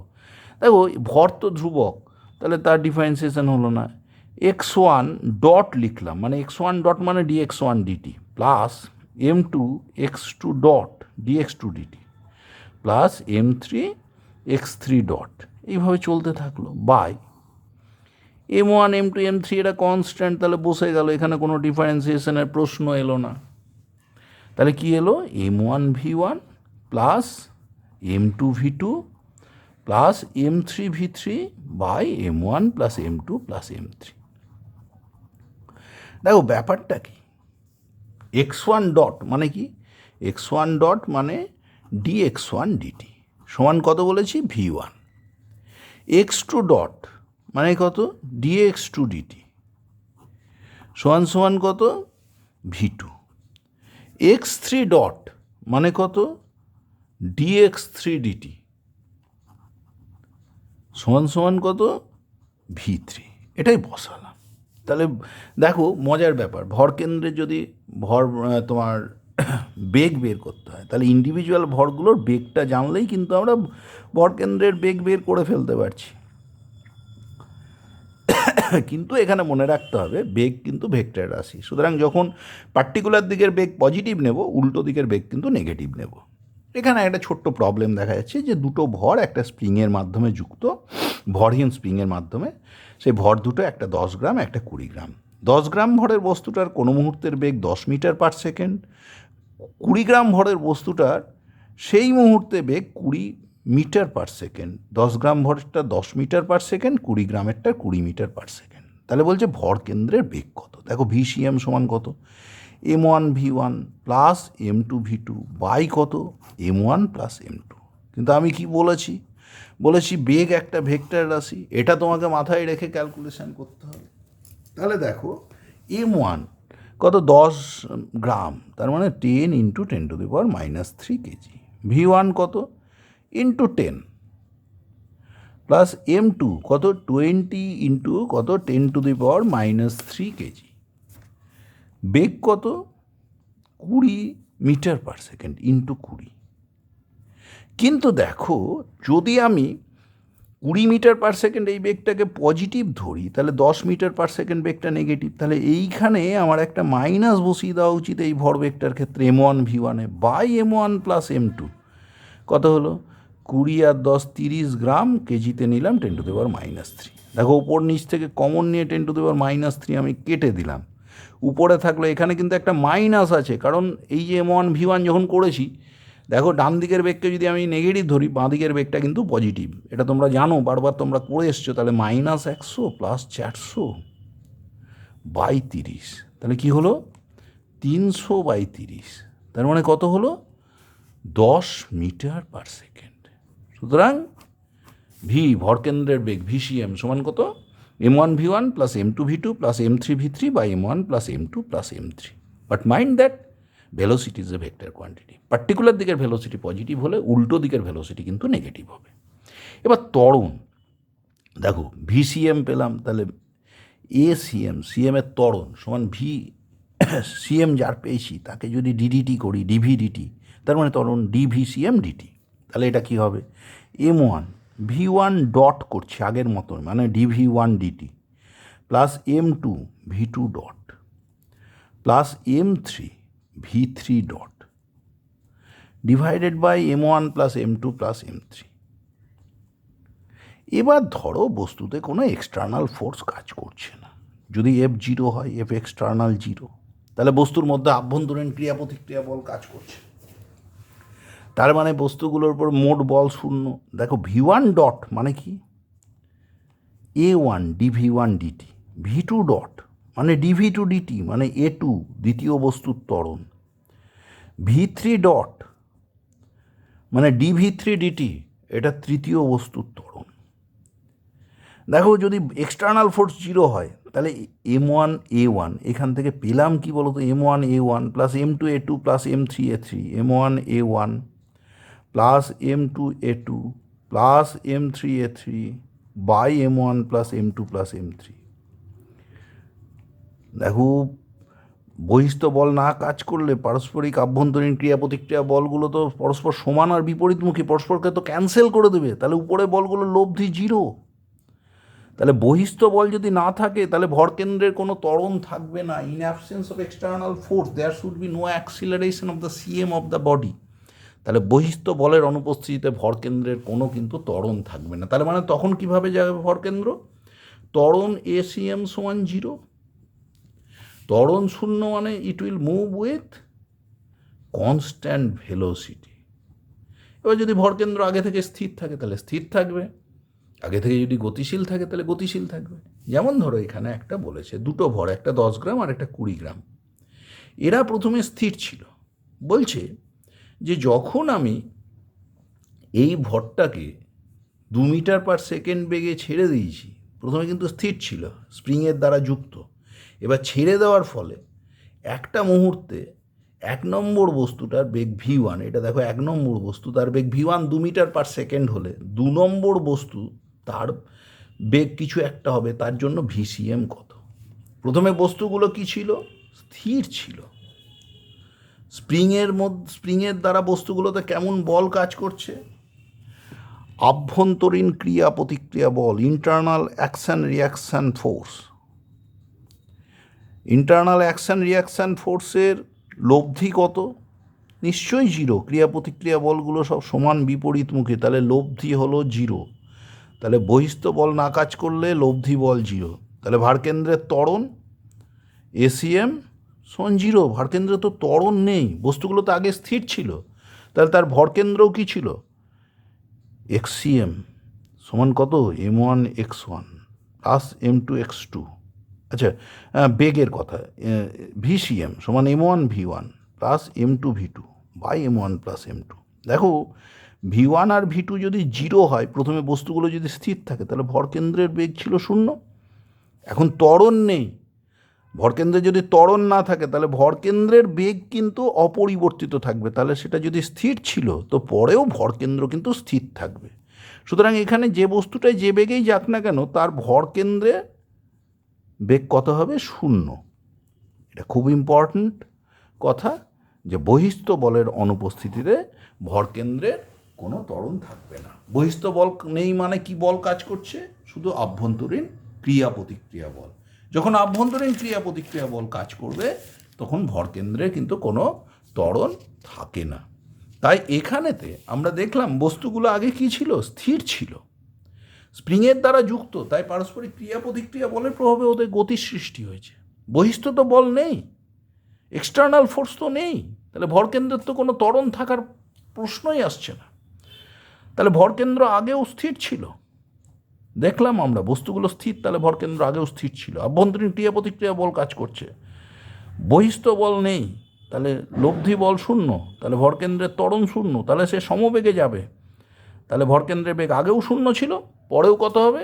ভরকেন্দ্রের বেগ হলো শূন্য। নেক্সট প্রশ্নে আমরা আসছি। এবার ম্যাথমেটিক্যাল প্রশ্ন কি বলছে দেখো, ভরকেন্দ্রের অবস্থান সংক্রান্ত কিছু অঙ্ক আমরা এবার সলভ করব। প্রথম অঙ্ক, a circular plate of uniform thickness has a diameter 56 centimetre. তুমি ডায়ামিটার 56 সেন্টিমিটার মানেই জানো তুমি রেডিয়াসটা হলো 28 centimetre. A circular portion of diameter 42 centimetre is removed from one edge. দেখো, এটা ধরো এ বিন্দু, এটা ধরো বি বিন্দু, এর সেন্টার, এটা সি বিন্দু, আর এখান থেকে একটা অংশ আমরা কেটে নিয়েছি। বস্তুটার দেখো, বস্তুটার কতটা অংশ কেটে নিয়েছি? Diameter 42 centimetre is removed from one edge. একটা এজ থেকে আমরা 42 সেন্টিমিটার কেটে নিয়েছি। ধরো এটা সেন্টার পুরো সিস্টেমের সেন্টার এটা, এইটুকুটা কতটা তাহলে? টোটালটা হলো 56 সেমি, তাহলে এসি সমান সমান 28 সেমি। এবার দেখো, এটা হলো C1 বিন্দু, গোটাটা 56, এটা 28, এসি 28, তাহলে CC1ও 28 সেমি, CC1ও কিন্তু 28 সেমি। এইটা সি কিন্তু ওই পেরিফেরিয়াল পয়েন্ট না, একটু ভেতরে হচ্ছে, ঠিক আছে, 42 সেমি। তাহলে এই যে এইখান থেকে দেখো এখানে OC1টা কত? এটা কিন্তু যেটা রিমুভ করেছি তার ব্যাস বলেছে ডায়ামিটার 42 সেমি, তাহলে OC1 সমান 21 সেমি। দেখো, এখন রিমুভ করে নেওয়ার ফলে দুটো অংশের সমষ্টি কিন্তু আমি ভাবতে পারি পুরো বস্তুটাকে। একটা OC1 ব্যাসার্ধের অংশ, আর একটা হলো OC1 অংশটা তুলে নিলে যেটা থাকলো সেইটুকুটা। এখন তোমাকে বলছে find the position of CM of the remaining portion. বাকি অংশের সিএম কোথায় যাবে? দেখো, পুরোটা ছিল সি, কখন? যখন দুটো যুক্ত ছিল, দুটো, তাহলে দুটো অংশের সমষ্টি। একটা এই কেটে নিলাম অংশটা, আর একটা এই অংশটাকে তুলে নিলে একটা দেখো বহিস্থ এই অংশটা পড়ে থাকলো, এই যে এই বাইরের এই অংশটা, তাহলে এইটা দ্বিতীয় অংশ। তার জন্য ভরকেন্দ্র ধরো C2তে চলে এলো। এবার দেখো, ডিস্ক মানে 2 ডাইমেনশনাল বডি, তাহলে কী দিয়ে অ্যাপ্রোচ করব? ক্ষেত্রফল দিয়ে। দুটো অংশ যখন জুড়ে ছিল, ভরকেন্দ্র ছিল সিতে, তাহলে সি বিন্দুর সাপেক্ষে অংশ দুটোর ভর ভ্রামক সমান এবং বিপরীত, মানে মোট ভর ভ্রামক শূন্য। ভরকেন্দ্রে বল প্রয়োগ করলে তোমরা জানো বস্তুর কোনো ঘূর্ণন গতির সৃষ্টি হয় না, শুধুমাত্র রৈখিক গতির সৃষ্টি হয়। তাহলে ভরকেন্দ্র সি বিন্দুতে যে দুটো অংশ রয়েছে, দুটো অংশ মানে একটা হলো OC1 ব্যাসার্ধের যে অংশটা তুলে নিচ্ছি সেটা, আর একটা হলো বাদ বাকি অংশটা। তাহলে সি বিন্দুর সাপেক্ষে তাদের ভর ভ্রামক শূন্য, এটা বলাই যায়। দেখো, এখানে CC1 আমাদের 28 সেমি। আচ্ছা, দেখো কোন অংশের ভরটা কতটা, দেখো যেটা কেটে নিয়েছি তার ভর পাই ইন্টু ব্যাসার্ধ কত 21, 21-এর স্কোয়ার ইন্টু একক ক্ষেত্রফলের ভর রো হলো। আর একটা অংশের ভর কত? পাই ইন্টু কত ছিল তার 28-এর স্কোয়ার মাইনাস 21-এর স্কোয়ার কেটে নিয়েছি ইন্টু রো। এবার দেখো এদের ভর ভ্রামক কার? সি এর সাপেক্ষে। দেখো CC1 কত? 28, আর OC1 হলো গিয়ে তোমার 21 সেমি। তাহলে ওসি হলো দেখো এই ছোটো ভরটার যে ভর ভ্রামক about the centre of mass, মানে এই কেটে নেওয়া এই অংশটার ভর ভ্রামক যা, বাদ বাকির ভর ভ্রামকও তাই, তবেই সেন্টার অফ মাস আছে সিতে। সেন্টার অফ মাসের সাপেক্ষে পুরো সিস্টেমের ভর ভ্রামক কিন্তু শূন্য হয়। তাহলে এই দূরত্বটা কত? 28 থেকে 21 বাদ গেল, তার মানে কত হলো? 7। দেখো এই অংশটা সিও সমান সমান কত? CC1 minus OC1। CC1 কত? 28 মাইনাস OC1 কত? 21 সমান 7 সেমি। এইবার দেখো বাদ বাকি অংশটার ভরকেন্দ্র ত্রিভুজের ভরকেন্দ্র, এই বৃত্তের ভরকেন্দ্র থেকে বা ডিস্কের ভরকেন্দ্র থেকে, সার্কুলার ডিস্কের ভরকেন্দ্র থেকে এক্স পরিমাণ ধরো শিফট করে গেছে। তাহলে ভর ভ্রামক ওটুকুটার ভর ইন্টু এক্স। তাহলে দুটো অংশের ভর ভ্রামক সমান ছিল, তাই দুটো অংশ মিলে ভরকেন্দ্র ছিল সিতে, তাই সি বিন্দুর সাপেক্ষে এই কেটে নেওয়া গোলক বৃত্তটার ভরভ্রামক নিলাম সমান সমান এই যে কেটে নেওয়া অংশের ভরভ্রামক নিয়েছি সমান সমান বাকি যেটা পড়ে আছে তার ভর বের করলাম ইন্টু তার ভর কেন্দ্র কতটা শিফট করলো সেটা নিলাম। অর্থাৎ আমরা ভাবতে পারি ও আর ও ওয়ান, ওতে কী আছে ছোট বৃত্তটার ভর, ও ওয়ানে কী আছে বাকি অংশের ভর।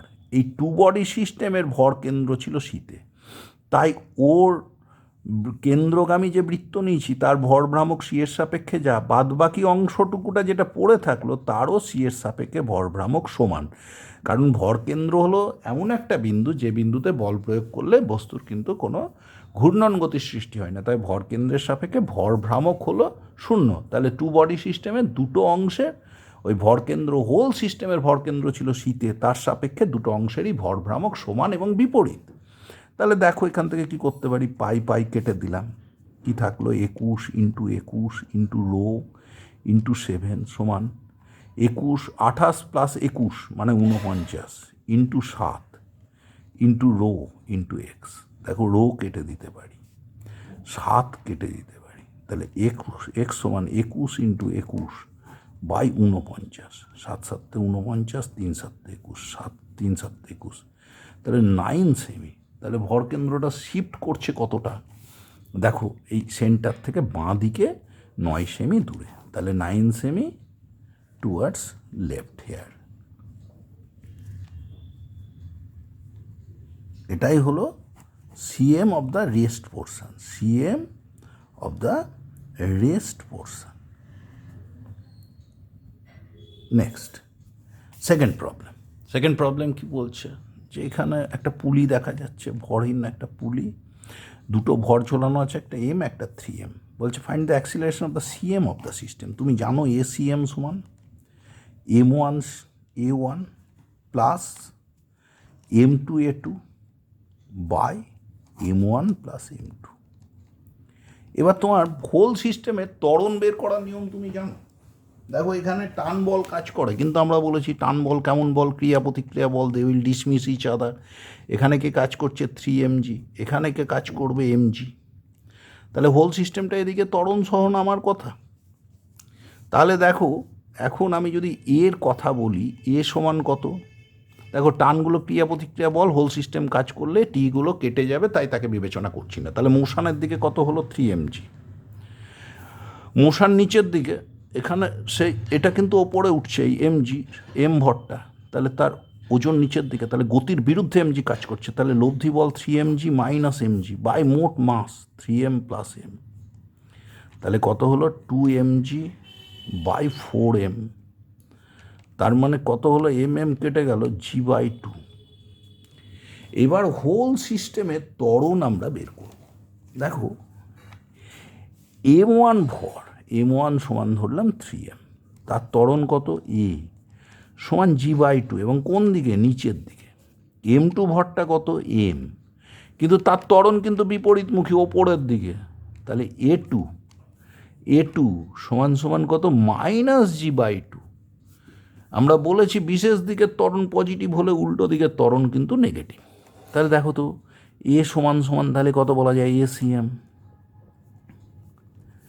m1a1 তাহলে 3m into g/2 plus m2a2, m2 মানে m into minus g/2 divided by m1 plus m2, তার মানে 3m প্লাস m।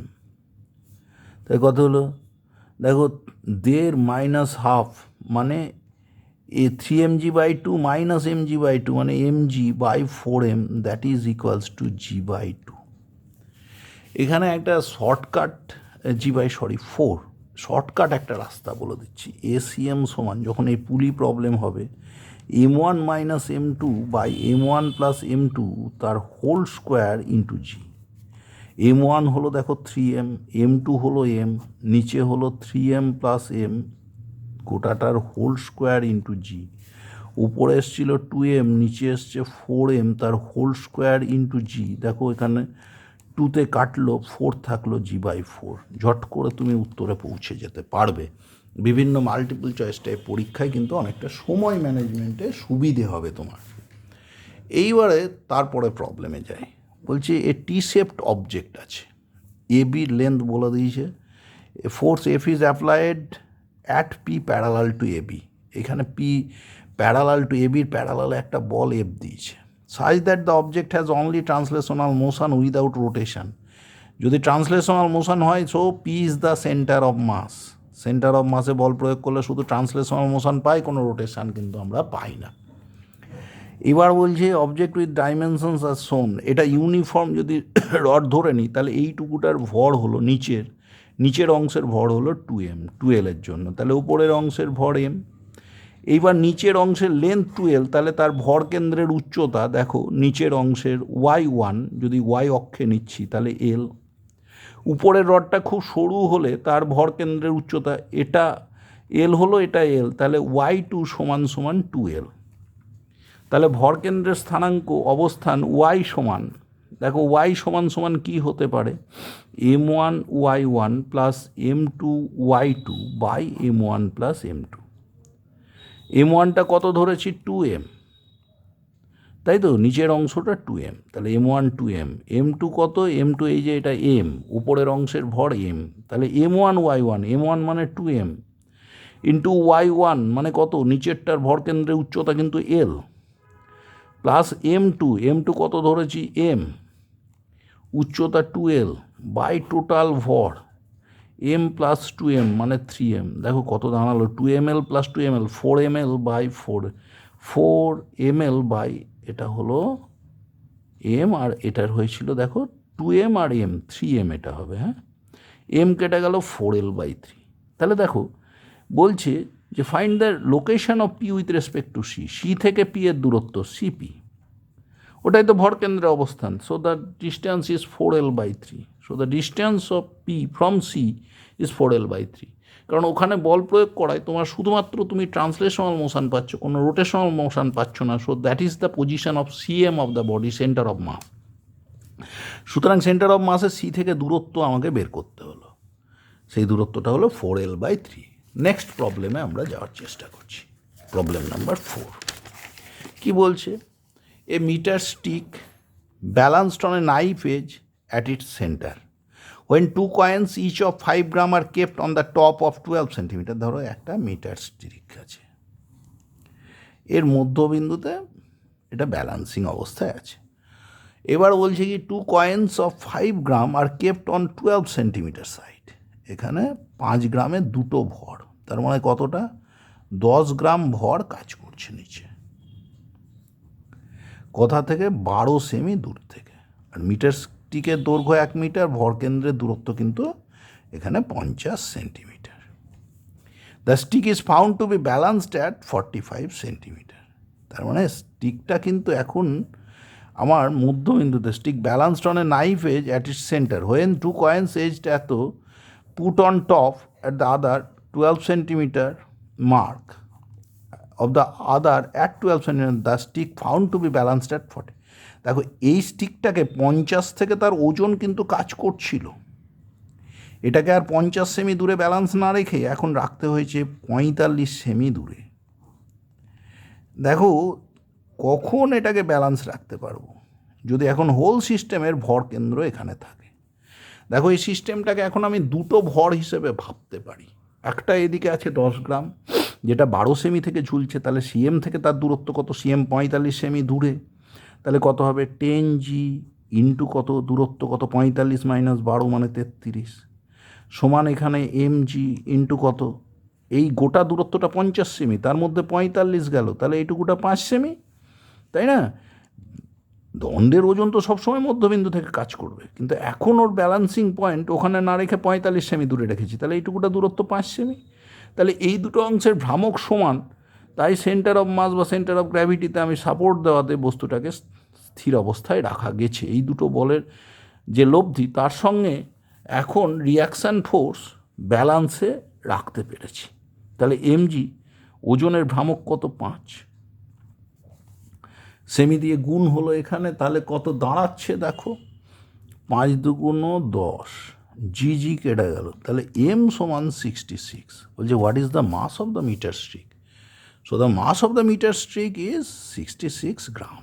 নেক্সট প্রবলেমে যাচ্ছি, প্রবলেম নাম্বার 5 কি বলছে দেখো, বলছে 3 মিটার লং একটা ল্যাডার আছে, এবি ধরো ল্যাডার, এবি সমান 3 metre, leans on a frictionless wall, ওয়ালটা frictionless, its feet rest on the floor 1 metre from the wall, এর ফিটটা ওয়াল সি বিন্দু থেকে 1 মিটার দূরে আছে। Find the reaction forces of wall and the floor.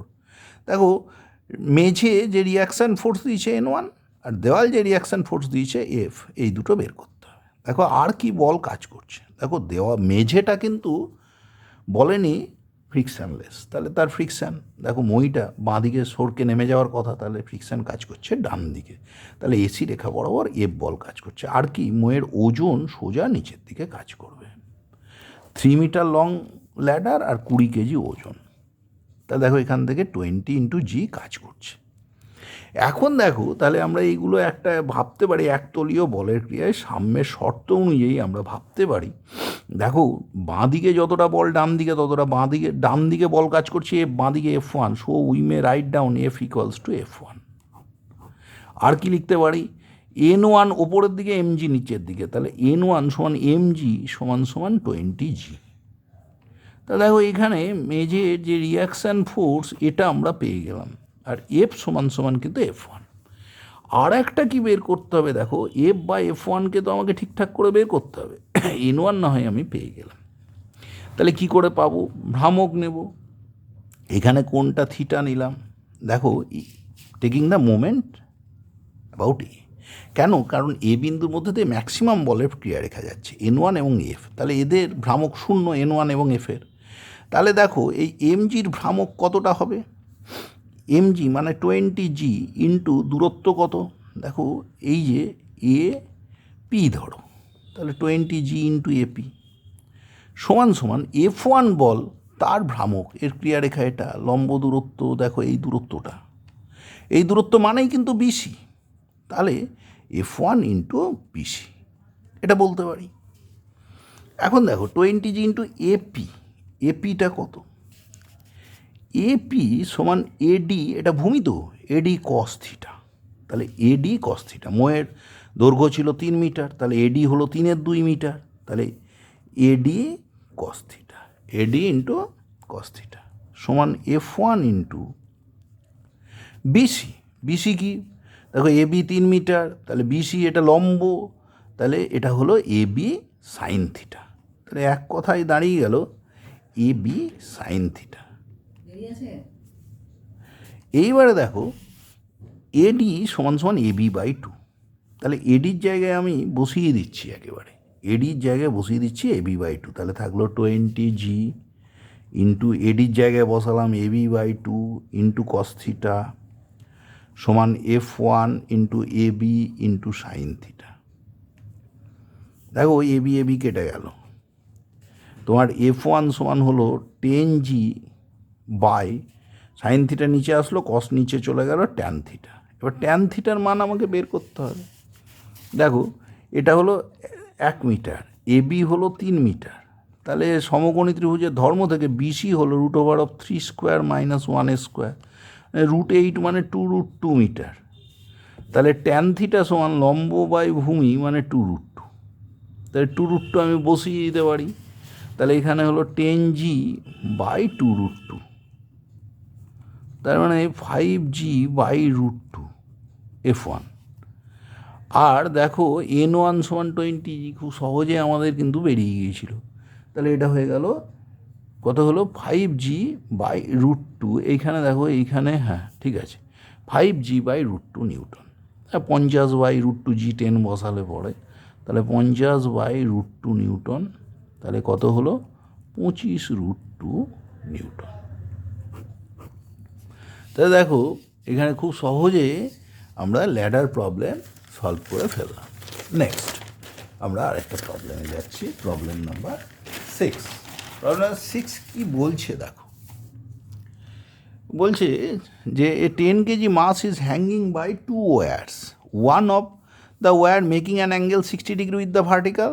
What should be the angle made by the other wire so that the tension will be minimum in it? দেখো একটা ওয়েটকে আমরা দুটো ওয়্যার দিয়ে ঝুলিয়ে দিচ্ছি,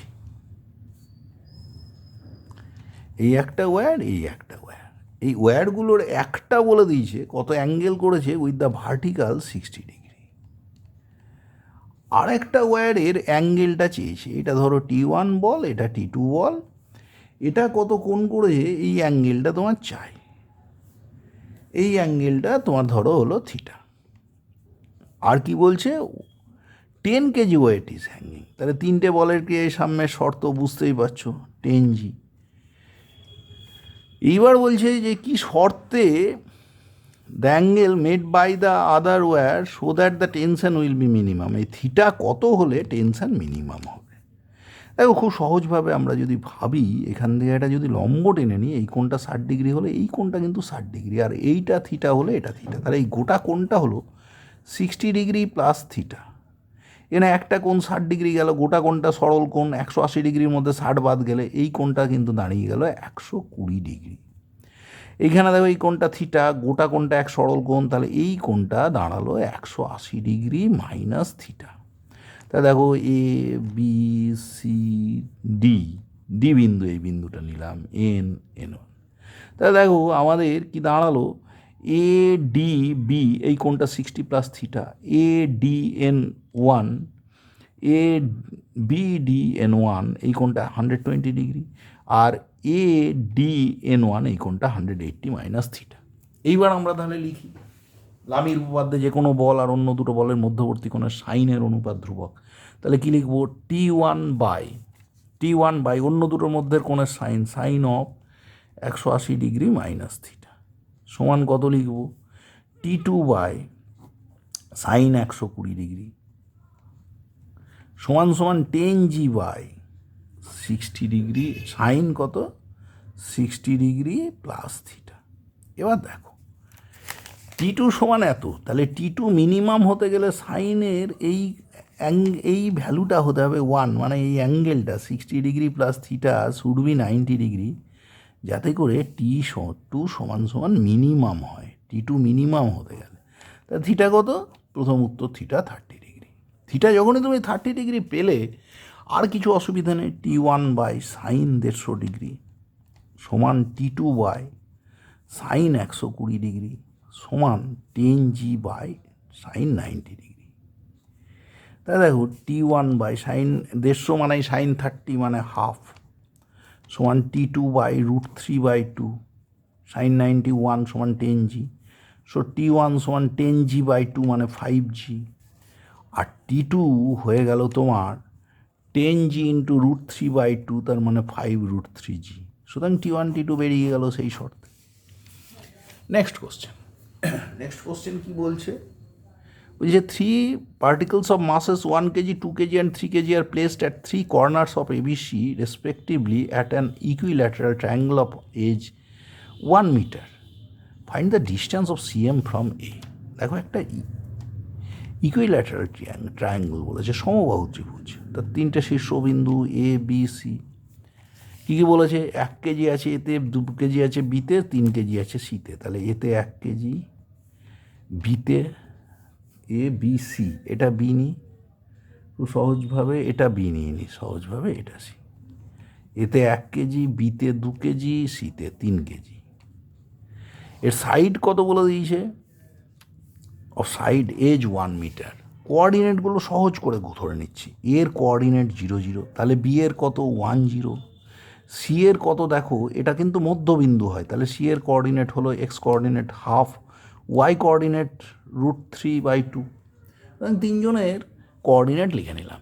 তাহলে দেখো সিএম এর আগে কোঅর্ডিনেট বের করে দিয়ে থেকে দূরত্ব, সিএম এর coordinate XM, M1 x1, M1 কত 1 কেজি ইন্টু x1 0, তাহলে 0 plus M2 x2, M2 2 KG into 1, তাহলে 2 ইন্টু 1 প্লাস M3 x3, তার মানে কত 3 into half by M1 plus M2 plus M3, 1 plus 2 plus 3, তাহলে কত হলো 2 প্লাস 3-এর 2, তাহলে 7-এর 2 ডিভাইডেড বাই 6, তাহলে এটা হলো 7/12। একইভাবে YCM কি হলো, M1 Y1 মানে 1 into 0 plus M2 Y2 2 into 0 plus M3 Y3 3 into √3/2 divided by total mass দেখেছো 6 কেজি, একেবারে বসিয়ে দিলাম। তাহলে 3√3/12 √3/4। তা দেখো এক্স এবং ওয়াই কোঅর্ডিনেট বেরিয়ে গেল। এবার এই দূরত্বটা যদি আর হয়, এটা এক্স এটা ওয়াই, এক্সসিএম ওয়াইসিএম, তাহলে আর সমান √ওভার এক্সসিএম এর স্কোয়ার প্লাস ওয়াইসিএম তার স্কোয়ার। এবার দেখো এক্সসিএম এর স্কোয়ারটা কত, 7 7 49/144 প্লাস ওয়াইসিএম এর স্কোয়ার কত, 3/16। নিচে যদি আমি 144 রেখে দিই তাহলে দেখো এখানে থাকছে √49 প্লাস 9 16 144, 3 9 27, তার মানে সমান সমান এখান থেকে হলো 49 56 76 √76/144, তার মানে √19/6 মিটার। এটা হয়ে গেল উত্তর। সুতরাং 7 নম্বর অঙ্ক আমাদের হয়ে গেল। এবার আমরা 8 নম্বর কোশ্চেনে আসছি। বলছে এই মেটাল বার 70 মিটার লং, একটা মেটাল বার আছে সেটা 70 metre long, 4 KG is supported, 4 KG রয়েছে, এটা 4 KG is sum of mass is supported on 2 knife edges placed 10 centimeter from each end। দেখো এই দিকেও 10 সেন্টিমিটার, এদিকেও 10 সেন্টিমিটার দূরে, ওর দৈর্ঘ্য কিন্তু বলে দিয়েছে কত, 70 সেমি। তাহলে এই দুটো এজের মধ্যে দূরত্ব 50 সেমি, এটাও 10 সেমি, এই ডিস্টেন্সটাও বলে দিয়েছে কত তোমার 10 সেমি। এইবার কি বলছে, ওর 4 কেজি ওজন কিন্তু মাঝখান থেকে কাজ করছে 35 সেমি দূরত্ব থেকে, এটাও নিয়ে নিলাম। 6 KG load is suspended at 30 centimetre from one end. দেখো এটা 10, তাহলে এইখানে এই 30 সেন্টিমিটার দূরত্ব থেকে একটা ওয়েট কিন্তু ঝুলিয়ে দিলাম। হোয়ারাস এটা ছিল 35, তাহলে 30 সেন্টিমিটার এই দূরত্ব থেকে একটা ওয়েট ঝুলিয়ে দিলাম 6 KG. Find the reaction forces at the knife edges. এটা ধরো R1, এটা ধরো R2, তাহলে R1 এবং R2 তোমাকে বের করতে হবে। দেখো এখন যখন আমি এই R1 মানে এই এ বিন্দুর সাপেক্ষে ভ্রামক নেব, তখন দেখো কি দাঁড়াচ্ছে, তখন কিন্তু আমরা R2কে বের করে ফেলবো, আর বি বিন্দুর সাপেক্ষে ভ্রামক নিলে R1কে। তা দেখো এর সাপেক্ষে ভ্রামক নিচ্ছি 6G দূরত্ব। দেখো 6G কত দূরে, এটা 30 সেমি বলেছে, কত দূরে ঝোলানো হয়েছিল 30 সেমি, 30-এর মধ্যে এটা 10 চলে গেল, তাহলে 6G × 20 প্লাস R1-এর ভ্রামক কিন্তু 0 আর এর সাপেক্ষে। এখানে দেখো এই 4G × এটা 10 সেমি দূরে, তাহলে এটা হলো গিয়ে কত, 35-এর মধ্যে 10 চলে গেল, তাহলে থাকলো 25 সমান সমান R1 × এদিকেও 10 গেছে ওদিকেও 10 গেছে, তাহলে 50, তাই সরি R2 × এটা R2। দেখো আবার বলি যে 6G এর দূরত্ব কত ছিল 30, 30-এর মধ্যে 10 গেল, তাহলে 20। 4G এর দূরত্ব 35, তার মধ্যে 10 গেল, তাহলে 25 সমান R2 × এদিকেও 10 গেছে ওদিকেও 10 গেছে, 70-এর 20 গেল 50, তাহলে R2 সমান 120G প্লাস 100G, মানে 220G/50, তাহলে কত হলো 22G/5, তার মানে কত হলো 4.4G। এইবারে যদি তোমাকে R1 বলে, দেখো নিচের দিকে যতটা বল উপরে ততটা বল, R1 প্লাস R2 সমান 10G, so you may find R1 easily সমান 10 থেকে 4.4 বাদ দিলে 5.6G, so you may calculate R1 in such a way. So values of R1 and R2 reaction forces at the knife edges are 4.4G and 5.6G respectively. Next প্রবলেমে কি বলছে দেখো, একটা wedge তার মাস m, তার উপরে একটা স্মল m ভর রাখা হয়েছে, on a frictionless horizontal floor পুরো ব্যবস্থাটা আছে, and its base length is L। A small block of mass m is kept on the top. Find the distance travelled by the wedge by the time block reaches the bottom. দেখো এই ওয়েজটা বলছে যে কিছুটা নিজে এইদিকে সরে আসছে, two body system, একটা m আর একটা স্মল m। ওয়েজটা ধরো x4 এলো, স্মল এম ভরটা যখন নিচে পৌঁছাবে এই এক্সের মান তোমাকে বের করতে হবে। দেখো এইখানে কিন্তু যে ফোর্সই কাজ করছে দ্যাট ইজ ওয়েট। ওয়েট কোন দিকে কাজ করছে? ভার্টিক্যাল ডাইরেকশনে। ভার্টিক্যাল ডাইরেকশনে পুরো সিস্টেমটা কিন্তু স্থির ছিল, পুরো সিস্টেমটা কিন্তু স্থির ছিল। তাহলে পুরো সিস্টেমটা যদি স্থির থাকে, ভার্টিক্যালি ফোর্স কাজ করছে, তাহলে হরাইজন্টাল ডাইরেকশানে, ভার্টিক্যাল ডাইরেকশানে কোন ফোর্স কাজ করছে? ওয়েট। হরাইজন্টাল ডাইরেকশানে কোনো ফোর্স কি কাজ করছে? কোনো ফোর্স কাজ করছে না। ফোর্স সমান 0।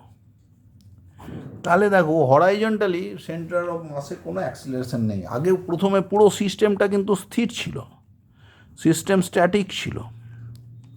তাহলে সেন্টার অফ মাসের হরাইজন্টাল ভেলোসিটি ছিল 0, তাহলে পরেও ভেলোসিটি হবে 0। সুতরাং দুটো মাসের যে মাস মোমেন্ট হবে দুটোর ইকুয়াল অ্যান্ড অপোজিট, তবে টোটাল মাস মোমেন্টটাও 0 থাকবে। সুতরাং হরাইজন্টাল কোনো অ্যাক্সিলারেশন নেই, সুতরাং সেন্টার অফ মাসের কোনো অ্যাক্সিলারেশন, হরাইজন্টাল অ্যাক্সিলারেশন নেই। তাহলে কি দাঁড়ালো? ওয়েজটা হরাইজন্টালি এক্স শিফট করলো, এম ভরটা যখন নিচে পৌঁছালো সে কিন্তু হরাইজন্টালি নেমেছে এল দূরত্ব, তার মধ্যে এ কিন্তু পিছিয়ে এসছে এক্স। তাহলে ও অবস্থান সাপেক্ষে যতটা হরাইজন্টাল ডিসপ্লেসমেন্ট দিয়েছে that is L minus x. তাহলে স্মল এম ভরের মাস মোমেন্ট কত হলো? এল নেমেছিল কিন্তু পিছিয়ে গেছে এক্স, সমান ক্যাপিটাল এম ভরের এক্স। তাহলে কত দাঁড়ালো দেখো? এম এল সমান capital M plus small M into X. So X equals to M L by capital M plus small M. সুতরাং এটাই হলো ওয়েজের ডিসপ্লেসমেন্ট। এখানে যে ফোর্স কাজ করছে that is the weight, that is the vertical direction force. Horizontal component of force is 0। সুতরাং horizontally centre of মাসের কিন্তু কোনো acceleration, horizontal acceleration of the centre of mass is 0। Horizontal acceleration of CM is 0। তাহলে CM, আগে CM স্থির ছিল, তাহলে এখনও কী হবে? যে দুটো মাস আছে সেই দুটো মাস দুটোর মোমেন্ট কী হবে? মুভমেন্টের জন্য দুটো সমান আর বিপরীত, তাহলেই টোটাল মাস মোমেন্ট আবারও 0 হবে। সুতরাং দুটো অংশের মাস মোমেন্ট ইকুয়াল। এবার দেখো এই উপর থেকে ভরটা যখন নামলো সে কিন্তু সোজা নামলে ওয়েস্টটা স্থির থাকলে সে এল আসতো, কিন্তু ওয়েস্টটাও নিজে তো শিফট করে গেছে এক্স, তাহলে ওর যে হরাইজন্টাল ডিসপ্লেসমেন্ট সেটা এল না হয়ে এল মাইনাস এক্স হয়েছে। সুতরাং ওর mass moment M into L minus X সমান সমান এই ওয়েজের যে মাস মোমেন্ট দুটো ইকুয়াল অ্যান্ড অপোজিট, তবেই টোটাল মাস মোমেন্ট 0। আগেও স্থির ছিল সিএম হরাইজন্টালি, এখনও স্থির থাকবে। So the displacement of the wedge is small M into L by capital M plus small M. Next প্রবলেমে আমরা যাই। নেক্সট প্রবলেম কি বলে? বলছে two particles of masses 1 kg and 2 kg respectively R initially 10 metre apart. দুটো particle initially কত দূরত্বে আছে? 10 মিটার দূরত্বে আছে। 10 মিটার দূরত্বে আছে। At time t equals to 0 start moving towards each other with uniform speed 2 meter per second and 1 meter per second। একটা কিন্তু অন্যটার দিকে চলেছে, একটা 1 কেজি একটা 2 KG. Find the displacement of their CM. আচ্ছা, সিএমে যখন এদের ভেলোসিটি আছে, ভেলোসিটি অফ দ্য সিএম কী হয়?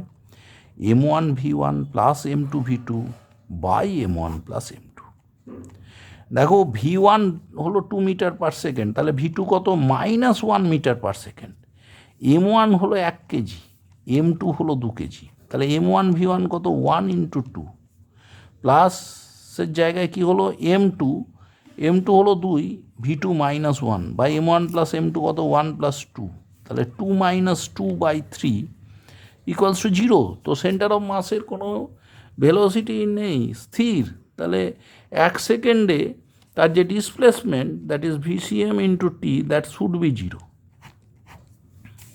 এইবার বলছে at what height you are to fastened a rope of length 8 metre so that you may uproot a telegraph post easily. ধরো একটা Telegraph post আছে, এই টেলিগ্রাফ পোস্টকে তুমি দড়ি বেঁধে উপড়ে যাচ্ছ 8 মিটার দীর্ঘ দড়ির সাহায্যে। এবি টেলিগ্রাফ পোস্ট বলছে এটাকে ফাস্ট করবে কোথায়, ফাস্টেন্ড করবে কোথায়, কোথায় আটকাবে, সেই হাইটটা এই এইচটা চেয়েছে। তুমি দড়ির টানের সাহায্যে তাকে উপড়ে ফেলতে চাইছো, যাতে করে তুমি সব থেকে সহজে উপড়ে ফেলতে পারো। দেখো, যখন উপড়ে ফেলছো তখন ওটার কিন্তু একটা মোশান পাবে। কীরকম? সার্কুলার মোশান টাইপের একটা পাচ্ছ, রোটেশনাল মোশান। তাহলে রোটেশনাল মোশানের জন্য সহজে উপড়ে ফেলছো, তাহলে টর্ক ম্যাক্সিমাম হবে। কোন ফোর্সের টর্ক? ধরো এখানে টান টি আছে, এই কোনটা থিটা ধরে নিলাম, তাহলে টিকে দুদিকে ভাঙতে পারি। অ্যাবাউট বি আমি উপড়াচ্ছি কিন্তু, হ্যাঁ। তাহলে এখানে একটা হলো horizontal component T cos theta, আর একটা দেখো vertical component T sine theta, and we are taking moment about B. B এর সাপেক্ষে about B moment of T sine theta is zero. T sine থিটার moment equals to zero. Moment equals to zero. তাহলে T cos theta কতটা moment দেবে? Moment of T cos theta, moment, total moment আর কি, সমান সমান কত হবে? টি কস থিটা ইন্টু কত? বিসি। বিসি মানে কত? দেখো এটা এল, তাহলে বিসি হলো L sine theta. BC equals to L মানে 8 মিটার 8 সাইন থিটা। তাহলে দেখো T into cos theta into L sine theta. দেখো মোমেন্টটা ম্যাক্সিমাম হতে হবে। টি, দড়ির টান তো একটা নির্দিষ্ট মানের বেশি করতে পারছি না, এলেও চেঞ্জ করতে পারছি না, দড়ির দৈর্ঘ্যও নির্দিষ্ট, তার বেশি তো বাড়াতে পারছি না, তাহলে এই থিটার উপর নির্ভর করবে। দেখো আমরা যদি 2 দিয়ে গুণভাগ করে দিই, তাহলে উপরে হলো sine theta cos theta, 2 sine theta cos theta by 2, তার মানে সাইন 2 থিটা। এবার দেখো মোমেন্টটা ম্যাক্সিমাম হতে গেলে সাইন 2 থিটা শুড বি 1। তাহলে থিটা কত হবে? থিটা হবে কত? দেখো 2 থিটা সমান 1, 2 থিটা সমান তাহলে পাই বাই 2, থিটা সমান পাই বাই 4। তা দেখো বিসি কত হলো? বিসি হলো 8 সাইন থিটা, তার মানে 8 sine pi by 4। Sine pi by 4 মানে 1/√2, তার মানে কত উচ্চতায় নেবে? 4√2 মিটার উচ্চতায় তোমাকে দড়িটাকে বাঁকতে হবে। আপাতত আমাদের স্ট্যাটিক্স